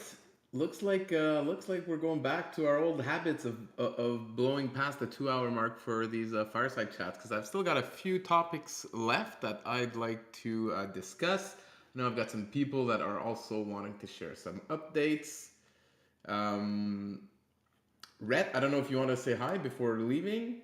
I see you there in the chat saying you're signing off from Dubai. Got a busy day at the Future Blockchain Summit. And oh, sorry. And then next week you can do an update. Great. So we'll hear from Rhett next week. Yeah, have a good night, Rhett, and be well rested for your event tomorrow. Waxa, did you want to come on and share some hackathon updates with everyone? Yes, absolutely. Thank you. Great. Welcome back. That's the wrong button. So some good news. We now have over 400 participants, entrants, which is great news. To be precise, we've got 409 now. The only issue is we don't have many submissions yet, so we're just waiting for those submissions. We're kind of seeing this as a great opportunity for anyone listening to start to get involved, because a reasonable amount of money on the line, 75,000 in prize money. So that's incredible. So get your ideas submitted. We are expecting a flood of last-minute submissions from the current entrants, and October 31st will be the end of that submission period, so it's time to get involved. Today we had a tokenomics and gamification workshop from Darren Swords, who's from the UX Network and Origin, as you most likely know already. It's a really great presentation, highly recommend watching. Even if you're not entering the Ideathon, it is available on our YouTube channel. I'll put a link in the chat any second now. It's really worth a watch. Great insights from a leading specialist in this field. I found it really interesting. Next week, on Friday, I'm hosting a community building and marketing workshop, which will be the final workshop. That will be on at 2 p.m. UTC.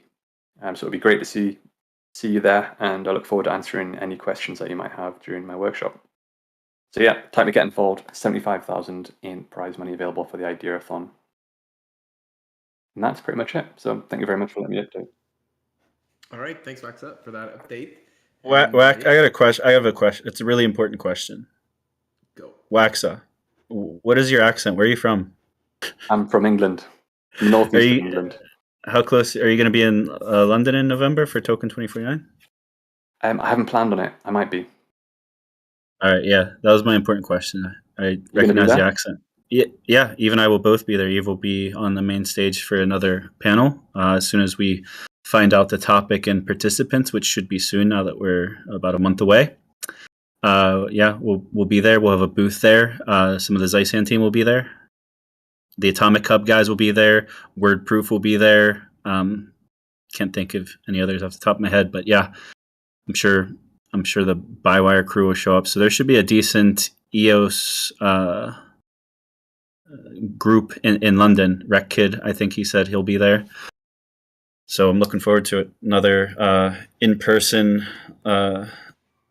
shindig like in Token 2049 with the EOS crew.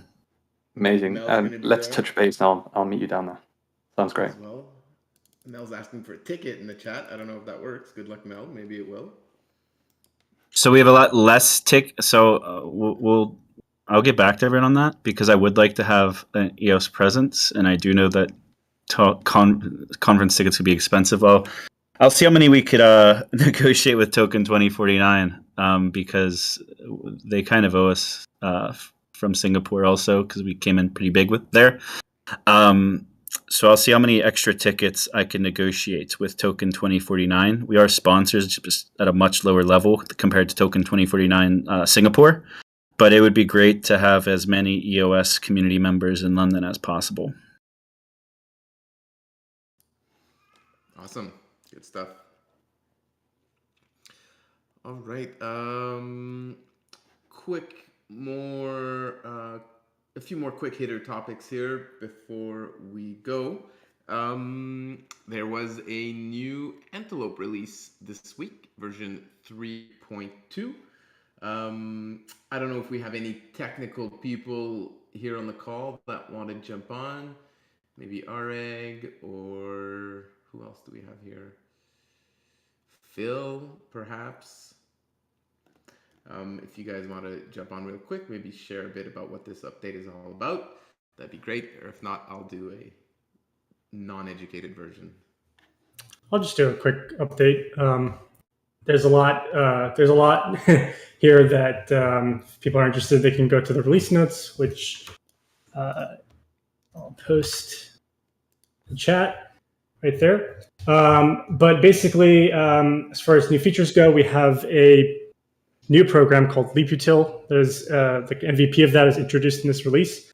The idea behind this is basically Node.js was Node.js is meant to be used as a daemon. You start it up and it runs 6 blocks, responds to RPC requests. But it also has some functions in there that were more like one-off tasks, sort of similar to Cleos, just doing something with some of the persisted data files of Node.js and then exiting. For example, extracting the Genesis JSON from the block log. So those kinds of things really belong in a separate program that has a better user interface, similar to Cleos with hierarchical subcommands. So we've introduced LeapUtil to capture that kind of stuff. And for now, LeapUtil basically has absorbed the functions of EOSIO block log, which has now been deprecated and will be removed in the future release, but we'll add additional functions to LeapUtil in the future. This release also has a lot of enhancements to Cleos. I won't go through all of them, but there's a bunch of new subcommands and some additional features, details in the release notes. And then a big part of this release has been continuing backports of changes from previous EOSI releases that didn't make the 3.1 cut. So there's a lot of additional backports, many of them performance improvements that are called down in the release notes you can take a look at. So a lot of good stuff, performance and stability improvements. And then there's also some other changes here and there, like logging improvements. We've also called out a few different things that are deprecated, so please pay attention to that. Deprecated meaning they're not removed yet, but we expect to remove them in a future release. All right, that's it for me. Excellent, thank you for jumping on and sharing that.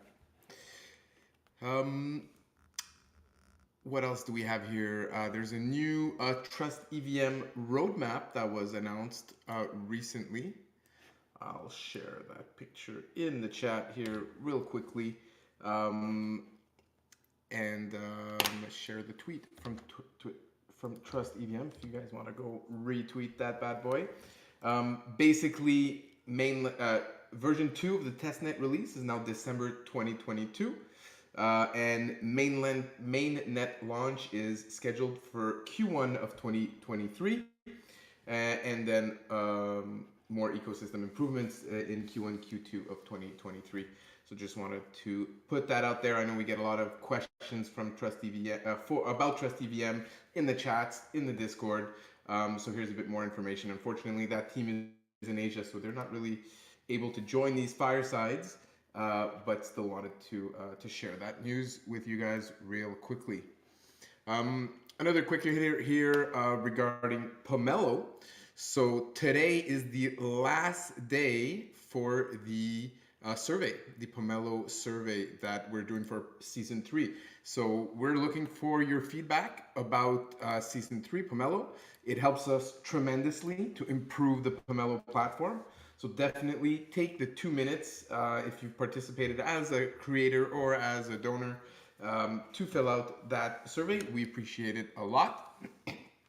Season 4, of course, was announced last week. So it starts mid-November, where applications will open. I think it's the 14th of November, if I remember correctly. But the NFT sale has begun. So this week we dropped the first element of this season's NFT release, the Moonrock. So you can grab that at harvest.pomelo.io. And that's where you can grab all of the Pomelo NFT releases that we're doing.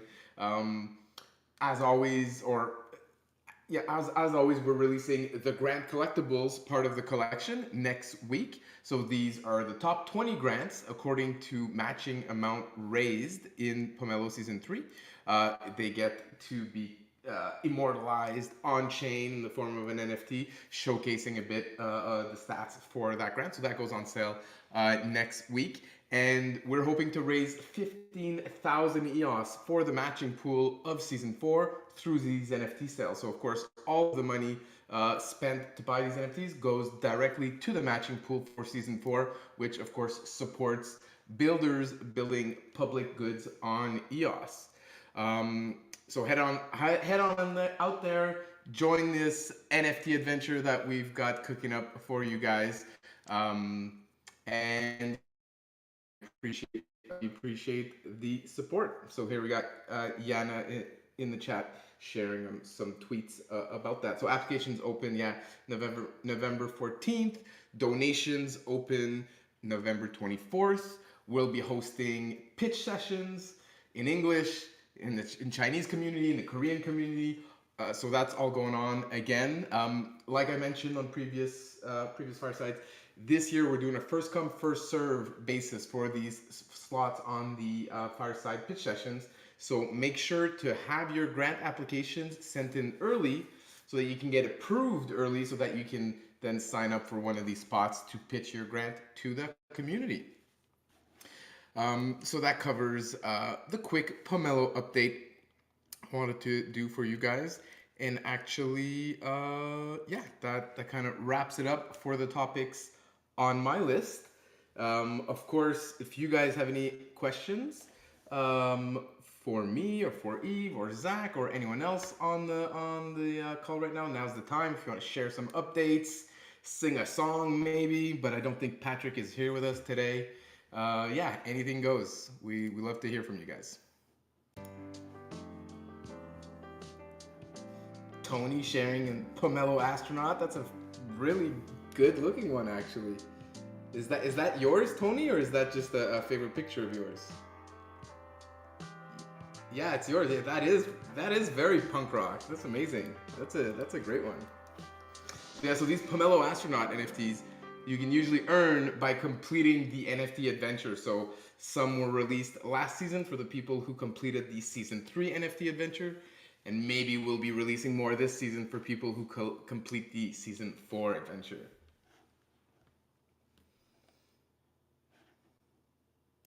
And on top of the Pomelo season, there's going to be some new features coming out that we have not even shared internally. So more to come on the NFT mechanics.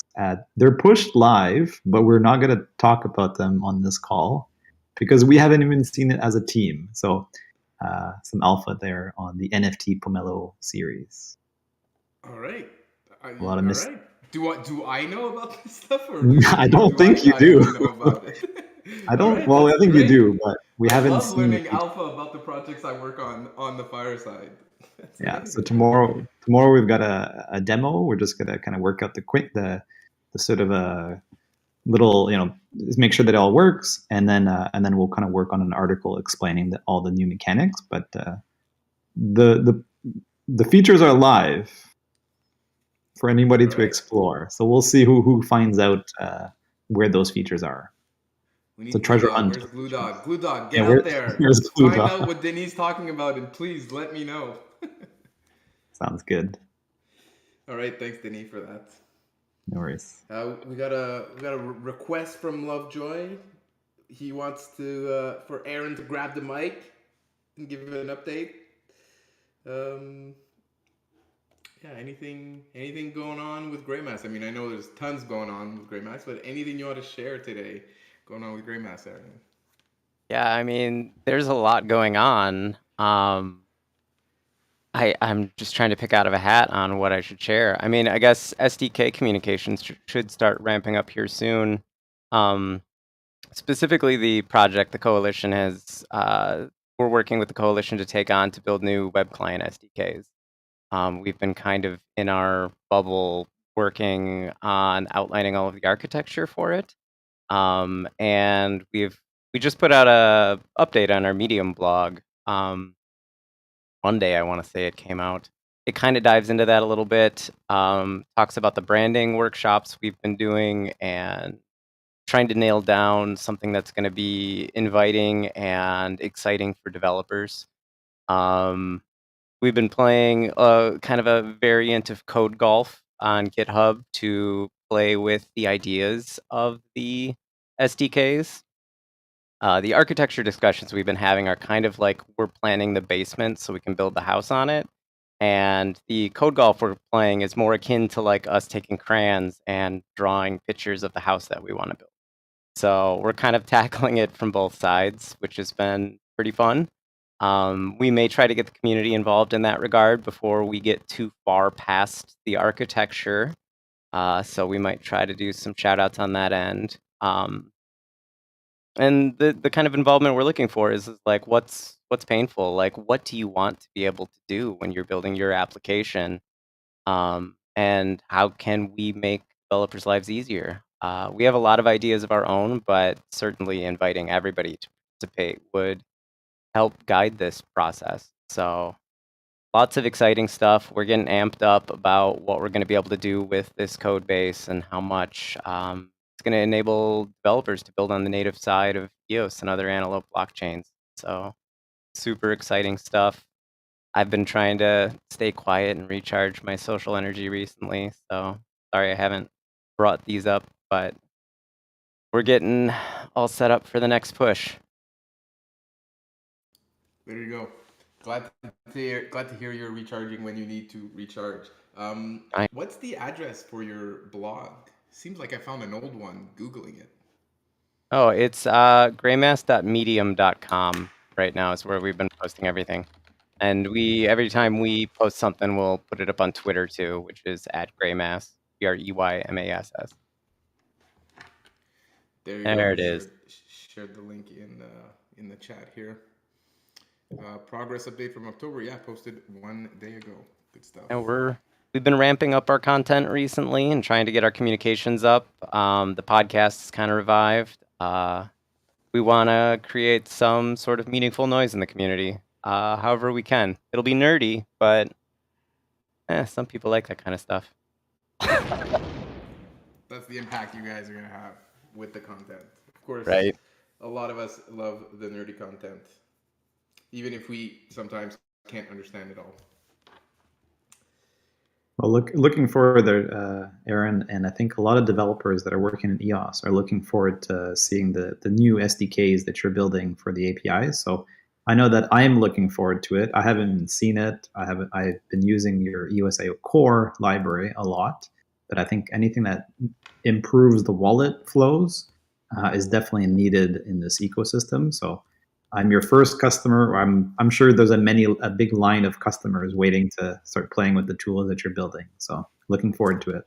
Excited to hear it, and we would love the involvement as early on as possible, so that way we can make sure this is actually meeting people's needs. So, and if you like the core library, I think the new SDKs will take a lot of inspiration from it and be based upon it to some extent. So great. There'll be less spaghetti code for a lot of projects. So there's there's a lot of projects that had to fill in the gap, the sort of the missing requirement of wallet integration, and it really made this a poor developer experience.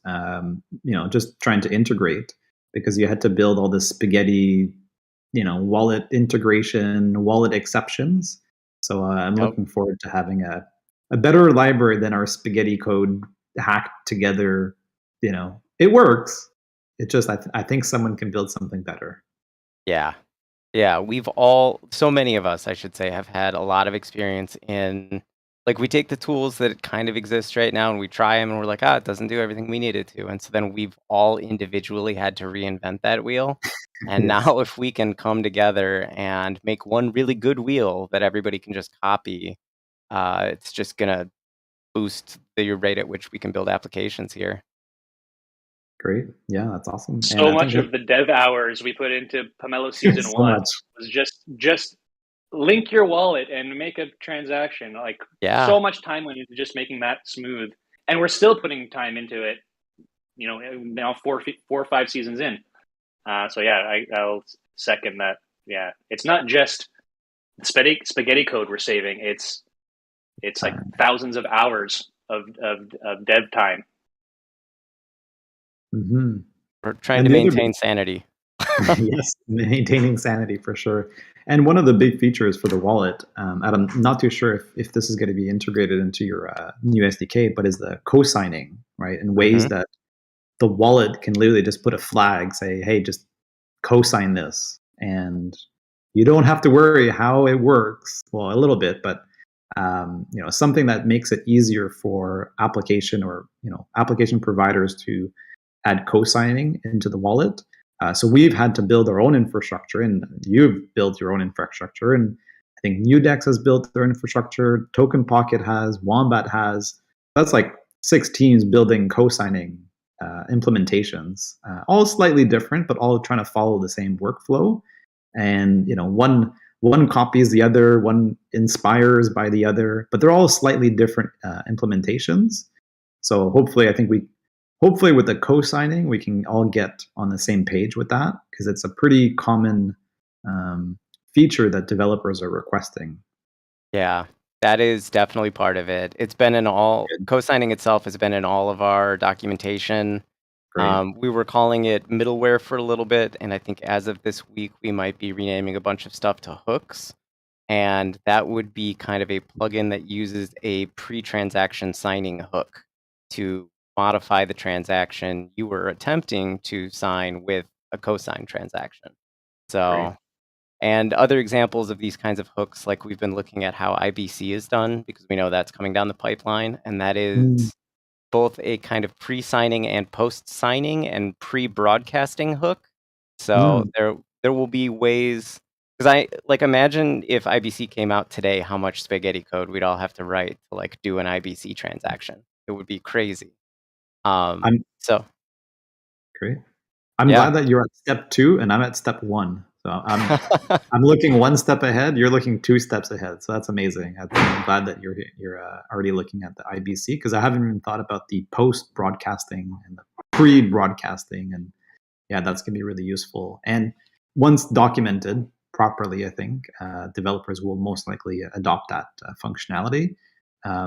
Maybe not everybody will know why they're adopting it, but some of those advanced use cases that you just described are definitely going to be something that some of the hardcore devs that will want that in their SDK. So great to hear. Yeah, and it's all going to be designed in a way in which, like, if you come up with a hook that's useful for IBC or co-signing or whatever other function people dream up with, publish it, and then other people can just use it, because these hooks will be plugins that we can just move around and we can share and we can work together on, because that's been something that we've kind of lacked for a long time, is the ability to like collaborate in that ecosystem together. So hopefully this will serve as a stepping stone to improve that. I did say that you're at step 2 ahead. I think you're at step 3. So it's great to hear. Yeah, definitely. Or step 4. I don't know what step you're on, but you're definitely ahead of the curve for sure. Yeah, we've been writing a lot. Looking forward to collaborate on plugins and hooks and stuff like that. Likewise. Cool. Great to hear.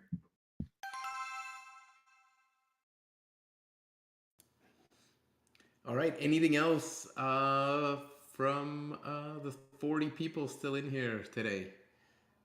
We've gone past the 2 hours, but yeah, last call if you want to jump on and share something with the community.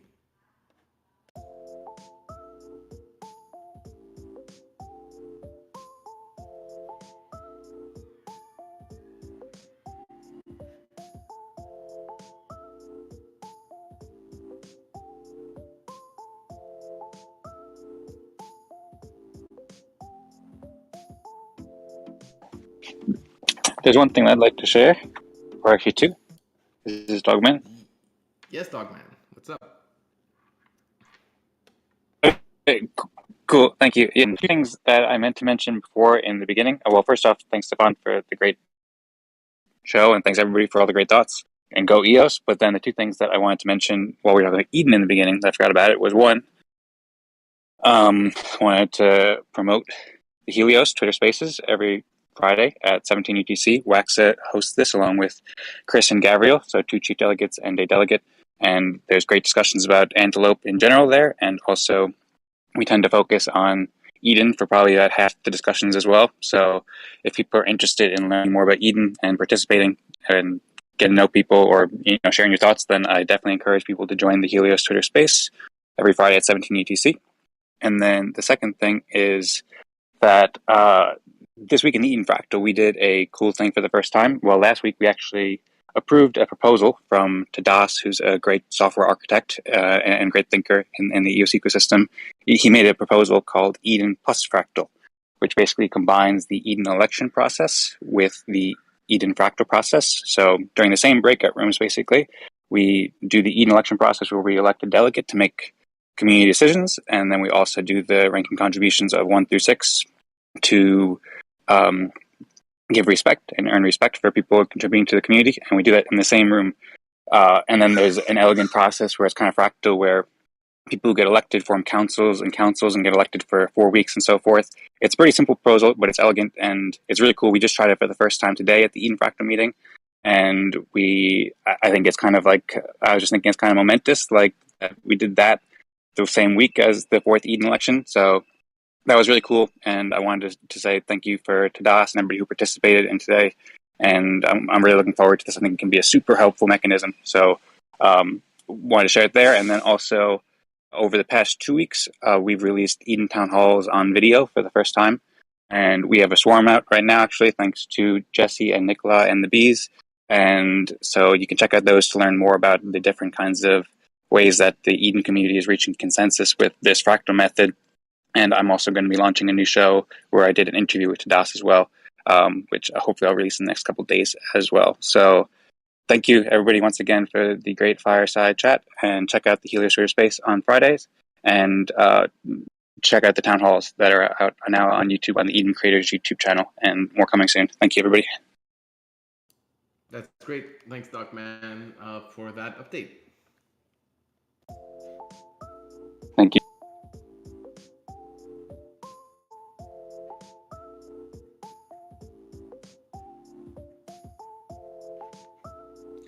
Eagle, I'm not sure I understood your question there, so if you want to maybe re-ask it, I could take a shot at answering it.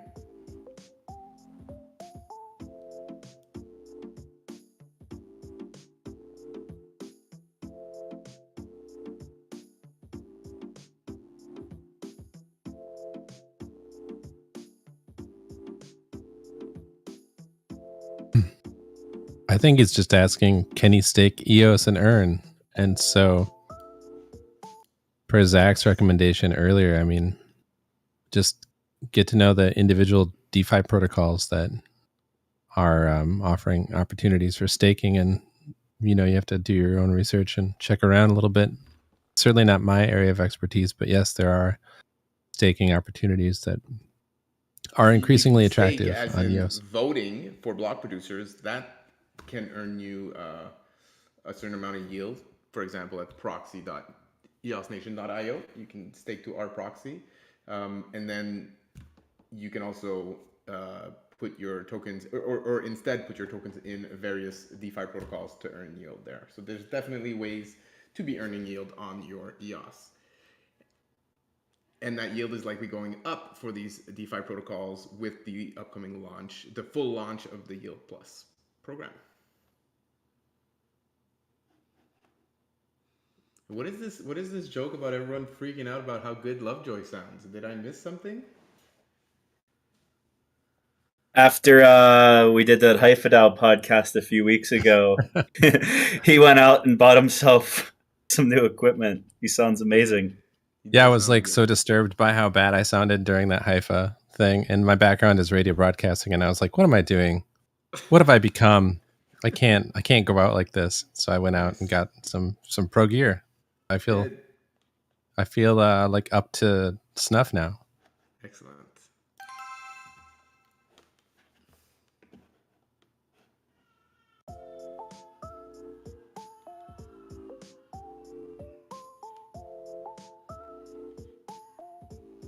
All right, last call. We're gonna wrap it up here.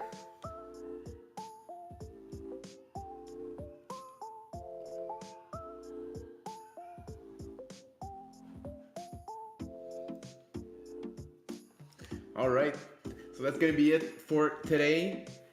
Thank you to our special guests, Zack and Yves, for joining us on the Fireside. It was good to hear from you guys after a couple weeks not hearing from them. And of course, thank you to everyone else who participated in the show, made it interesting for everyone else who was listening to the show. So thanks everyone for participating, whichever way that was.